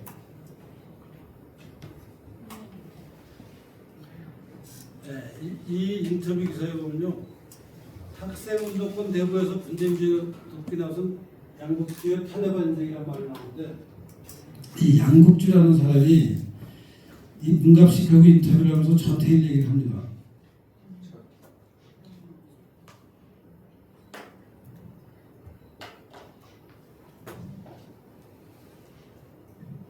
양국주가 연세대 철학과 2학년으로 편입했다. 그곳에서 기독학생회 스카라는 데에 들어갔다.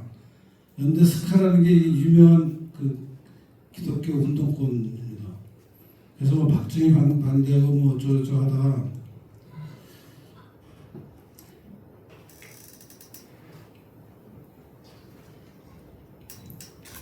그래서 스카 회장이 돼서 기독학생연맹 의장이 되면서 자연스럽게 운동권이 됐다. 박정희 정권에 반대한 일인데 71년 대선 때 야당 후보였던 김대중의 개표창간 감회활동을 했다. 전국에서 운동권 학생들이 참관단을 결성했는데 200명을 열차에 태워서 충북 제천 단양을 왔다. 교련 반대 투쟁이 일었고 미수령에 통해서 구속됐다. 교도소에 있다가 증명했다. 당시 운동권은 지금 같은 종북 반미가 아니었다. 교련 반대했으나 고생 좀 해보라는 것이다. 정부가 셀 수 있는 행정권 같은 것이 아니었다. 네, 당시 운동권 어땠냐고 문갑식이 물어보니까 이제 양국수가 대답하는 겁니다. 소울 알린스키의 지역사회 이론을 압니까? 마틴 루터 킹 목사의 최측근이다. 지역사회 이론은 여친은 잠자는 민중을 깨워 리더를 약속시킨 뒤 그를 스스로 문제를 해결하도록 한다. 예를 들면 전태일 같은 인물이 그렇다. 그를 안약 분신할 때 곁에 있었다. 전태일은 지금 미국 샌디에고에 있는 이승종 목사가 교육시켰다. 조영래 변호사가 전태일 평전을 쓰지 않았냐. 전태일은 과격하고 다혈질이었다. 나중에 노동 열사가 됐다. 박정철이나 이한열이 민주열사가 나처럼. 그러니까 지금 양국주가 전태일이 지금 저렇게 아까 분신당할 때 옆에 있었다는 거예요. 김계남이 양국주일지도 몰라요. 그렇겠네. 그리고 지금 여기 이승종이라는 사람이 좀 나오잖아요. 이 이승종이 미국 가서 무슨 또 이상한 교회, 그 운동권 교회를 하고 있던데 전태일은 지금 미국 샌디에고에 있는 이승정 목사, 그러니까 전태일과 김계남이와 그 전태일의 그 평전에 보면은 노동운동하는 그룹들이 뭐 활동하는 게 좀 기록이 있어요. 그 활동을 평전에서는 대학운동권이 도와주는 것을 다 지웠는데 안 나와요, 그 얘기가. 그냥 자생적으로 그런 활동을 한 걸로 평전에는 그려져 있는데 지금 양극적 증거는 우리가 다 교육시킨 결과라는 얘기입니다. 운동권이 침투해서 전태일을 의식화시켜가지고 자살까지 하겠다는 얘기 아니에요. 아니, 그러니까 이건 내가 그냥 만드는 얘기가 아니고 다 기록에 나오는 얘기들이에요. 그러니까 전태일 평전을 읽으면은 전태일이 스스로 각성해서 노동운동을 열심히 한 걸로 우리가 알게 만드는데 조영래가 그렇게 썼어요.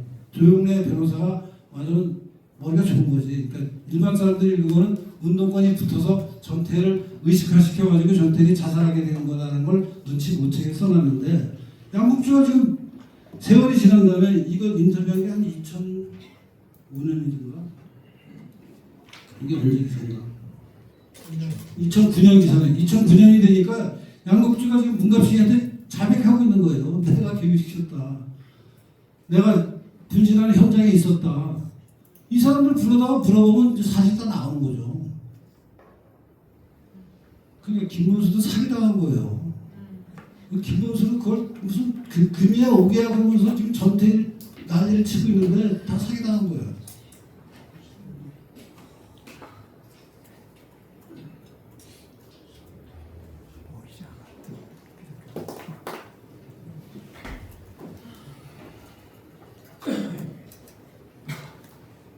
그 당시가 아마 박정희 삼선 그 시대일 겁니다. 박정희 삼선. 네.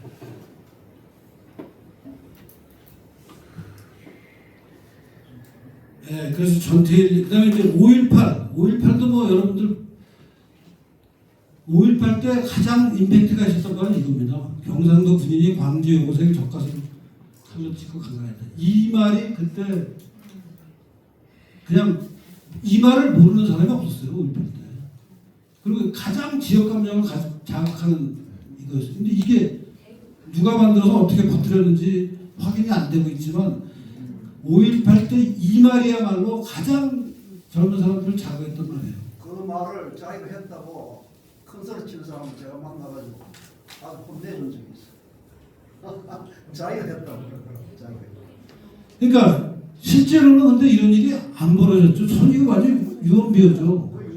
유언비어인데 그 당시는 이제 광주의 사실은 정확히 우리가 다 모르고 그냥 서울에서 저는 그때 복학생 군대 갔다 온 대학 복학생이었는데 이걸 보면서 뭐 사실을 확인할 필요 없고 야 이런 만약에 이게 정말이면 정말 이게 말이 되는 일이냐 뭐 이런 비분 관계했던 기억이 있는데 실제로는 하여튼 그 당시에 있었던 가장 저 이야기를 말입니다.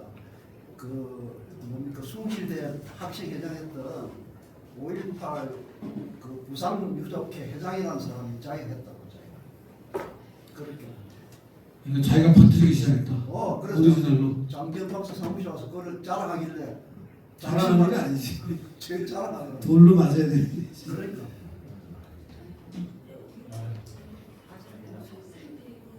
그리고 5.18에 관해서는 사실 이 전두환 대통령 당시에 이 경제대 진상조사 보고 이게 제일 정확한 부분입니다. 이게 한 50페이지밖에 안 되는 보고서인데 이 보고서가 제일 중요한데 이거는 사람들이 잘 안 보더라고요. 그래서 전체적으로 보면은 현대사가 지금 뭐 그냥 고종부터 시작해서 오늘날까지 윤석열에 관해서 지금 가장 대표적인 거 밑에 제가 하나 두 개 올려놨는데요. 이거예요. 윤석열 개혁한 걸 보고 이제 내가 오죽하면 개혁을 했겠냐 하는 식을 표현한 것을 내란으로 몰아가는 거는 뭐 여러분들이 너무 잘 아시는 거고 내란죄라는 거 지금 무슨 특검까지 구성이 되는데 이 MBC가 잡아놓은 거 보세요. 여기 보면은 마지막 순간까지 국민 여러분과 싸우겠다. 윤석열이 국민과 싸우겠다라고 지금 MBC 장악을 했는데 실제로는 국민과 함께 싸우겠다고 했어요. 윤석열이 대통령일 때 이런 말을 했는데 MBC 자막에는 윤석열이 나는 국민과 싸우겠다라고 했다라고 지금 자막을 넣었어요. 이 함께라는 말이 있냐 없냐가 이렇게 다른 거구나. MBC가 보도한 거 이거 좀 보세요. 시신 가방 30개를 준비했다. 이런 보도를 했어요, MBC가. 이래가지고 지금 성공한 거 아니에요, 저 사람들이. 우리는 여기 당한 거고, 지금.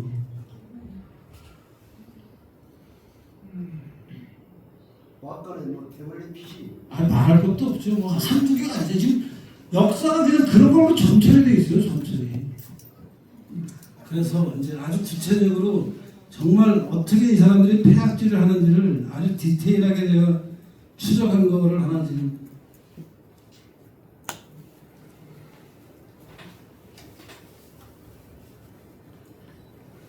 위안부인데요. 위안부. 이게 SBS가 8시 뉴스로 2018년 지금부터 한 6년 전이죠. 7년 전인가 2월 28일 날 1분 41초 분량으로 내보낸 것을 제가 트루스포럼, 우리 김은구 대표가 대표로 있는 트루스포럼에 작년 말에 발표할 때 쓰려고 다운을 받아놨습니다. 그러니까 인터넷에 떠 있는 것을 다운받은 게 요겁니다. 요 링크. 이거 한번 일단 보겠습니다.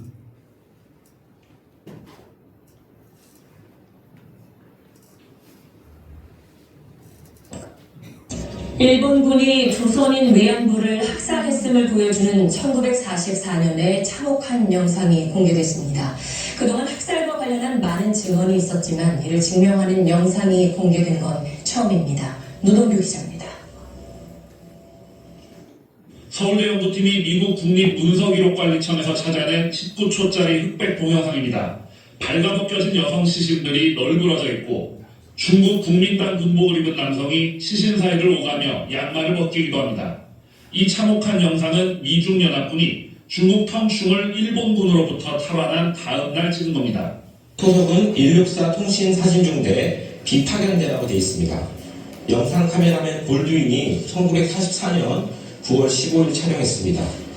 이 영상과 같은 곳을 찍은 걸로 보이는 사진에 희생자 대부분이 조선 여성들이란 기록도 나옵니다. 폐색이 짙어진 일본군은 끝까지 싸우다 죽는 이른바 옥쇄 작전을 조선인 위안부한테도 강요했습니다. 일본군에 의한 조선인 위안부 학살은 분명 존재했습니다. 위안부는 특정 군수품이었죠. 특정 군수품 폐기라는 발상으로 위안부를 학살한 실제로 텅충 탈환 직후 작성한 연합군 문서에 탈환 전날 밤 일본군이 조선인 여성 30명을 총살했다고 기록되어 있습니다. 가시다 어째는가? 찔러 죽이고 쏘아 죽이고 딱 이렇게 죽였지. 먼저 죽은 사람들 정말 불쌍하지요. 이번에 공개된 영상은 일제의 학살 범죄를 알고도 연합군이 그 책임을 철저히 묻지 않았다는 사실도 증명하고 있습니다. SBS 노동규입니다. 네, 저 뉴스만 보면은 뭐 일본 놈이 정말 나쁜 놈이구나 하는 생각을 안 할 수가 없죠. 근데 이 뉴스를 제가 운이 좋게 작년 연말에 이렇게 다운을 받아놨고요. 요번에 여기 발표하느라고 제가 그 링크에 가서 뉴스를 열어봤어요. 그대로 있나. 그랬더니 달라졌어요. 앵커가 달라졌어, 뉴스가. 1. Revitalizing mood. The numeral additional serum and list. 1. 중국이 주둔했던 일본군이 퇴각하면서 조선인 위안부를 집단 학살했다는 걸 보여주는 동영상이 공개됐습니다. 학살과 관련한 증언과 기록은 많이 있었지만 이를 증명하는 영상이 공개된 건 이번이 처음입니다. 일본의 반응이 주목됩니다. 노동규 기자입니다. 서울대 연구팀이 미국 국립문서기록관리청에서 찾아낸 19초짜리 흑백 동영상입니다. 발가벗겨진 여성 시신들이 널브러져 있고 중국 국민당 군복을 입은 남성이 시신 사이를 오가며 양말을 벗기기도 합니다. 이 참혹한 영상은 미중연합군이 중국 텅충을 일본군으로부터 탈환한 다음 날 찍은 겁니다. 소속은 164 통신사진중대 비파견대라고 되어 있습니다. 영상 카메라맨 볼드윈이 1944년 9월 15일 촬영했습니다. 이 영상과 같은 곳을 찍은 걸로 보이는 사진에 희생자 대부분이 조선 여성들이란 기록도 나옵니다. 폐색이 짙어진 일본군은 끝까지 싸우다 죽는 이른바 옥수의 작전을 조선인 위안부한테도 강요했습니다. 일본군에 의한 조선인 위안부 학살은 분명 존재했습니다. 위안부는 특정 군수품이었죠. 특정 군수품 폐기라는 발상으로 위안부를 학살한 실제로 텅춘 탈환 직후 작성한 연합군 문서에 탈환 전날 밤 일본군이 조선인 여성 30명을 총살했다고 기록되어 있습니다. 가시다 어째는가? 찔러 죽이고 쏴 죽이고 다 이렇게 죽였지. 먼저 죽은 사람들 정말 불쌍하지요. 이번에 공개된 영상은 일제의 학살 범죄를 알고도 연합군이 그 책임을 철저히 묻지 않았다는 사실도 증명하고 있습니다. SBS 노동규입니다. 네, 지금 이 뉴스에 나오는 여러 소재들이 전부 거짓말의 조합입니다. 그러니까 일부는 실제 있는 영상. 일본 시마네현이 이른바 다케시마의 날 행사를 열고 일본 정부 고위급 인사가 참석한 그것을 이제 확인을 제가 여러분이 하실 수 있도록 할게요. 우선 나라라는 미국 문서 보관 관리하는 그 나라의 실제 영상이 또 링크가 안 되네. 이거를 제가 역시 2024년 12월에 다운로드 받은 영상이 있습니다.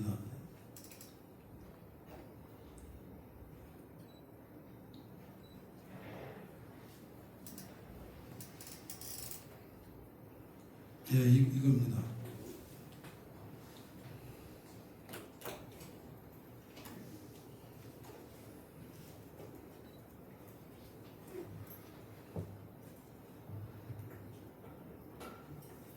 이게 나라 로고죠. 이게 그 문서를 분류하는 거고요. 이렇게 해서 뭐 관련된 이걸 롱샷이라고 멀리서 찍은 거라서 뭐 하여튼 통충 전투와 관련된 이미지들이 나오다가요. 실제 지금 앞에 뉴스에 나온 영상은 요거 이런 영상들이 연결되다가 이게 끝나고 바로 나옵니다. 소리는 없는 영상입니다.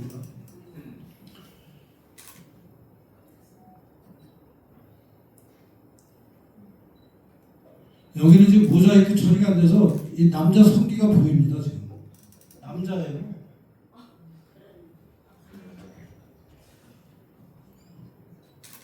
그리고 집 앞에 장면과 이 장면은 같은 장소는 절대 아닙니다. 얼마나 멀리 떨어져 있고 언제 찍은 건지가 사실 설명이 잘 안 나와 있는 거예요.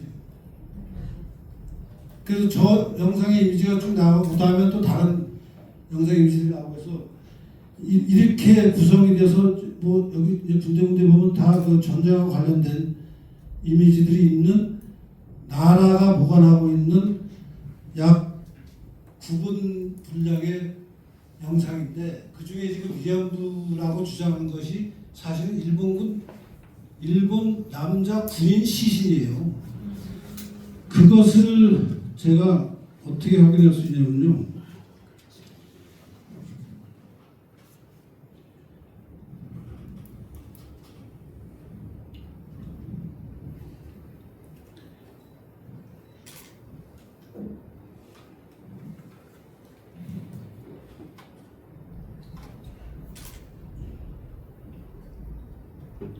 요게 위에는 제가 아까 다운받은 것을 이제 지금 이 컴퓨터에 보관하고 있다가 틀은 거고요. 좀 요 아래 거를 링크를 누르면은 나라로 바로 들어갑니다. 나라로 인터넷 통해서 들어가는 거 눌러보겠습니다. 같은 게 나옵니다.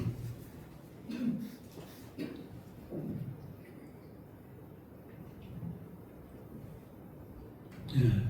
지금 이 나라에서 제공하는 거는 이런 식으로 구성이 되어 있고 여기 이제 이걸 누르면은 아까 그 영상이 나오는 겁니다. 요거를 제가 다운받아놓은 거죠. 그래서 보면은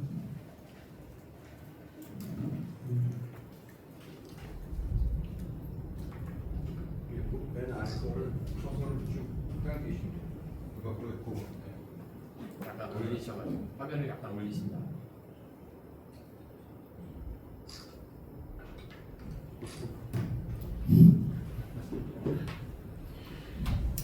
하여튼 이게 안 움직여요.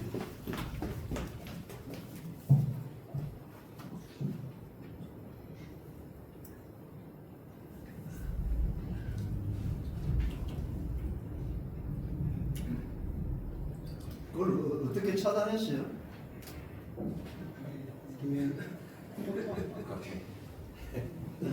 이렇게 이제 그 나라에서 제공하는 영상이 있습니다. 이 중에 아까 요 끝나고 나면은 아까 나왔던 영상들이 여기 이게 나오는 거죠. 이거를 이제 여기 이제 잘 보시면은 이 장면을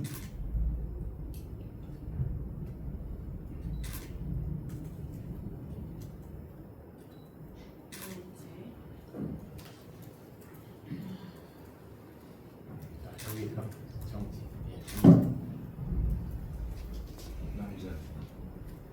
이게 더 이상 크게 못하겠는데요. 이게 남자라는 게 명확하게 나옵니다. 그냥 뭐 근데 저거를 지금 뉴스에서는 모자이크 처리를 해서 여자 시신으로 만들어서 조선인 여자라고 조선인 위안부라고 지금 방송을 내보낸 거예요. 근데 이게 누가 봐도 남자예요. 그리고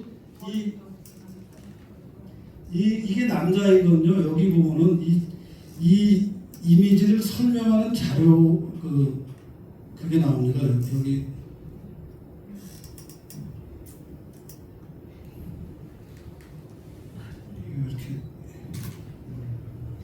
이렇게 여기 보면요.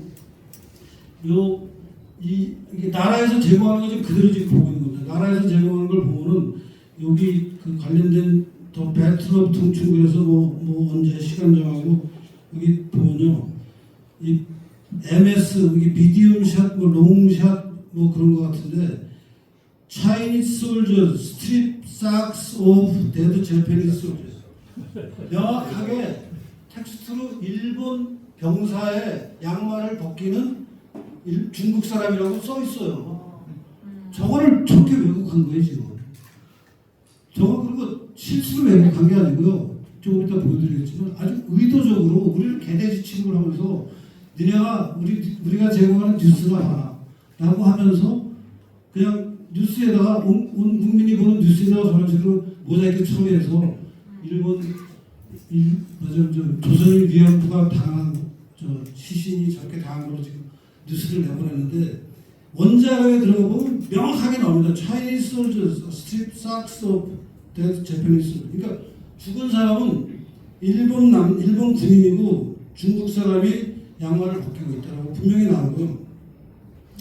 저 중죄 아니에요, 저? 그래서 변호사를 모시고자 한 이유가 저기 저 변호사님도 나와 계시고 나와 계십니다. 홍승기 변호사도 네. 계십니다. 그래서 이런 문제는 이건 그냥 놔두면 안 돼. 이건 아주 국민을 상대로 어디 작정을 하고 사기를 치는 거거든요 지금. 반일 감정을 자극하는 거고. 그래서 이거는 무슨 죄고 어떻게 고발을 해야 되고 어떤 절차를 밟아야 되는지를 모르겠는데 좀 아는 분들이 좀 도와주셨으면 좋겠고요. 그러니까 이 원사료가 이렇게 있는 것을 이제 이 서울대 인권센터의 책임자가 정진성 은퇴 교수예요. 명예 교수예요. 그리고 그 사람 밑에서 일하는 사람이 성공회대 강성현이라는 그 아까 뉴스에 이름 나오던 그 사람이고 이제 그 사람들이 낸 보고서가 있습니다. 그래서 이제 이걸 보면요. 정진성이 지금 이 영상을 포함한 온갖 자료를 찾아서 서울시의 지원을 받아서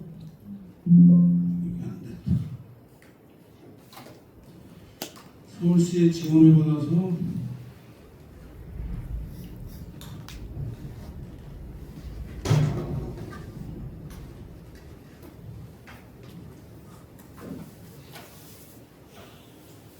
더 내려오세요. 쭉 더 아래. 이게 끝인데 새 거가 아닌가? 처음 거에 넣는 거. 거기 있는 강성이에요. 그럼 여기 있는 것부터 좀 할까요?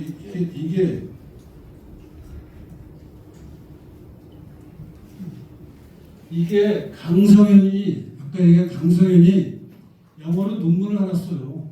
2018년에 논문 쓴 거에 17페이지, 그러니까 그림 17페이지에 지금 이걸 올려놓고 코리아 컴퓨터 뭐 이러고 지금 영어 논문에서 사기치고 있는 거예요. 명확한 이건 의도적인 사기예요. 알고 저렇게 하고 있는 거지 모르고 한 게 아니에요 이건. 이하상 변호사님 저 뒤에 나와 계신데 저 정도면 얼마나 중죄입니까?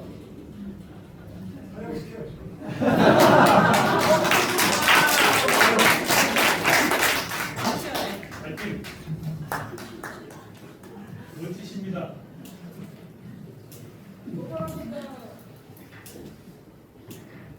아이고. 정진성은 저기 맨 좌측 상단에 나오네요. 아 여기 있다. 네, 잊어먹었어. 정진성이 낸 보고서가 있습니다.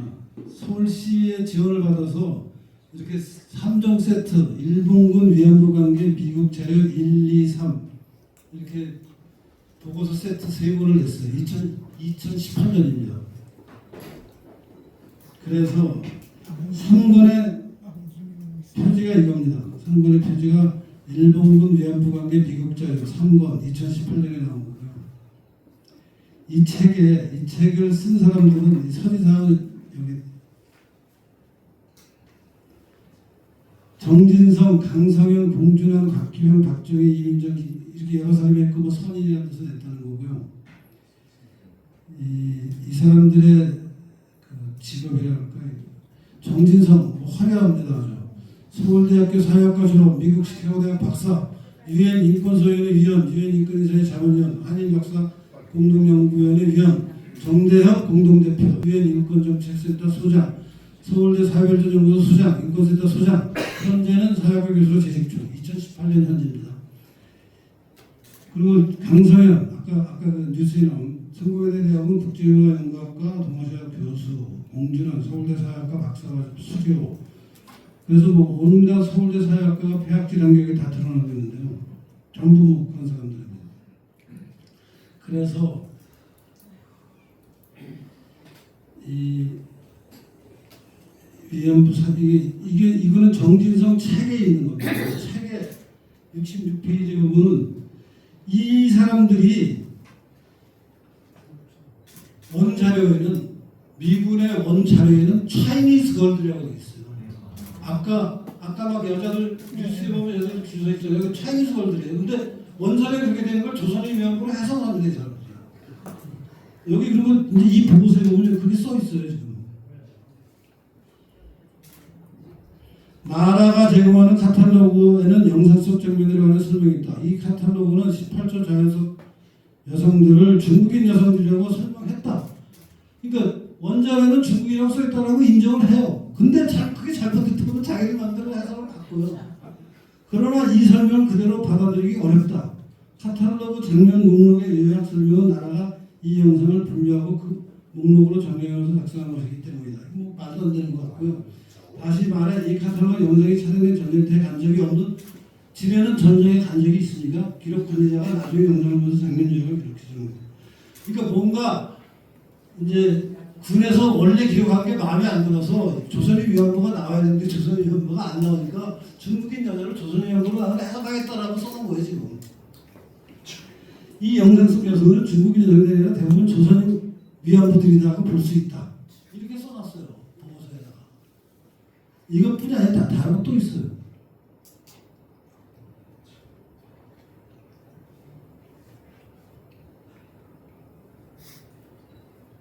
여기도 마찬가지. 이게 아까 그 사진 아닙니까? 그리고 이 사진과 이 사진은 사실 뉴스에 다 나오는데 연관이 없어요. 다른 장소에 찍힌 거예요. 그냥 위안부 시신으로 그냥 잘 안 보이니까 이게 그냥 퉁쳐가지고 그렇게 마음대로 하고 있는 건데 여기서도 보면요. 이 영상과 관련해 나라가 제공하는 설명 카드가 있다. 설명 카드는 중국인 병사가 개방된 구덩이에서 죽은 일본군들, 죽은 민간인들, 여성들, 아이들의 양말을 벗기고 있다. 중국인 병사는 죽은 일본인으로부터 약속을 했다. 이 얘기도 없어요. 죽은 일본군들만 있지 죽은 민간인들, 여성들, 아이들의 양말은 없었어요. 아까 봤잖아요. 그냥 재패니즈 솔저였어요. 대드 재패니즈 솔저.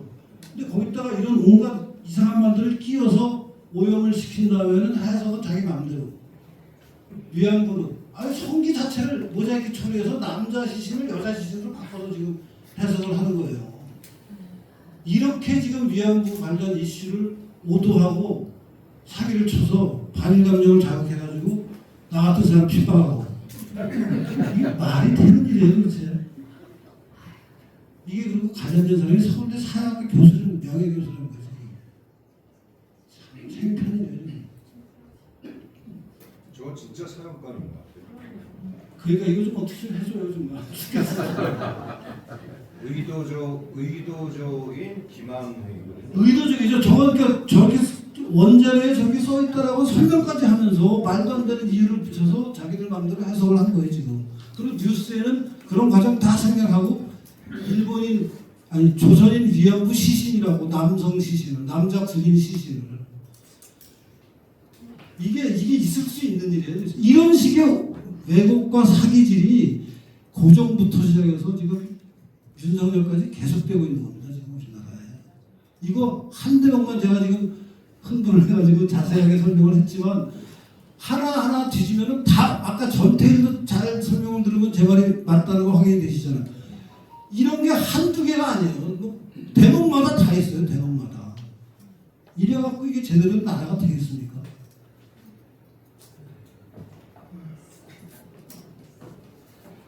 공통점은 좌파라는 게 있죠. 그렇죠. 네. 공산주의. 그래서 이게 지금 아까 보여드린 거고 이것도 안 돼. 하여튼 아까 얘기한 강성현 논문도 제가 저 파일로 다 다운받아 놨고요. 아까 강성현이 영어로 했다는 그거. 그 다음에 이거하고 관련해서 사실은 펜앤마이크의 박수정 기자가 이미 2021년 12월달, 2022년 1월달, 또 1월달 세 번에 걸쳐서 이미 보도를 했습니다. 조선인 위안부 학살 증거라는 영상은 우리 김병훈 소장이 그래서 펜앤마이크에 출연해가지고 다 설명도 했고, 근데 아무도 몰라요. 이미 이렇게 다 2021년에 지적이 된 건데 그냥 묻히는 겁니다. 무편 얘기하면 다 묻혀버려요. 그리고 그냥 지나가요. 그래서 또 이제 나가서 사람이 또 끄집어내면 또 한번 잠시 여러분들 흥분하시고 집에 가서 또 잊어버리시죠. 뭔가 대책이 있어야지 이런 일이 아니에요 이게요. 이 2021년에 지금 우리 김병훈 소장 지금 펜앤마이크 출연해서 지금 똑같은 설명 다 했고 똑같은 사진도 있고. 이게 뭐 좌파는 아니지만 과거에 드레피스 사건 있지 않습니까? 그거 거의 똑같습니다. 비슷하게 전개돼요. 그 다음에 서울도 인권센터 연구팀이 위안부 학살 증거로 발표한 영상은 가짜였다. 그래서 전부 가짜라는 거 이미 다 고발됐고, 또 일본군 병사 시신을 조선위안부로 등갑시켰다. 서울시가 10억 원 지급했다. 이게 다 언론에 펜앤마이크라는 그래도 우파에서 중요한 인터넷 매체에 다 이렇게 나왔는데 아무도 몰라요. 이거 우리 반성하고 좀 봐줘야 돼요. 좌익들은 없는 것을 차기쳐서 만들어갖고 밀어붙여서 성공하잖아요. 우리는 있는 것도 이렇게 묻혀서 그냥 집에 가면 다 잊어버리고.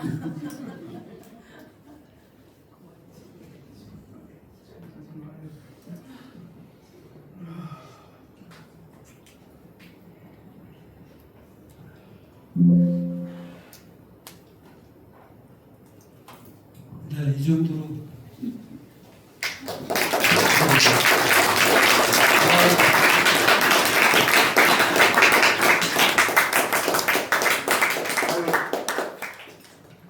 너무 감사합니다. 예, 이거 뭐 사실은 제가 말씀드렸다시피 한 3박 4일 강연을 해도 좀 모자랄 것 같은데 그 열기가 뜨겁지만 한 브레이크 타임을 좀 가져보는 게 좋을 것 같습니다. 10분 정도만 브레이크하고 그다음에 토론 자본 간단하게 하고요. 그다음에 여기 모이신 분들하고 청중 질문 좀 하겠습니다. 예, 10분간 브레이크 타임 갖겠습니다.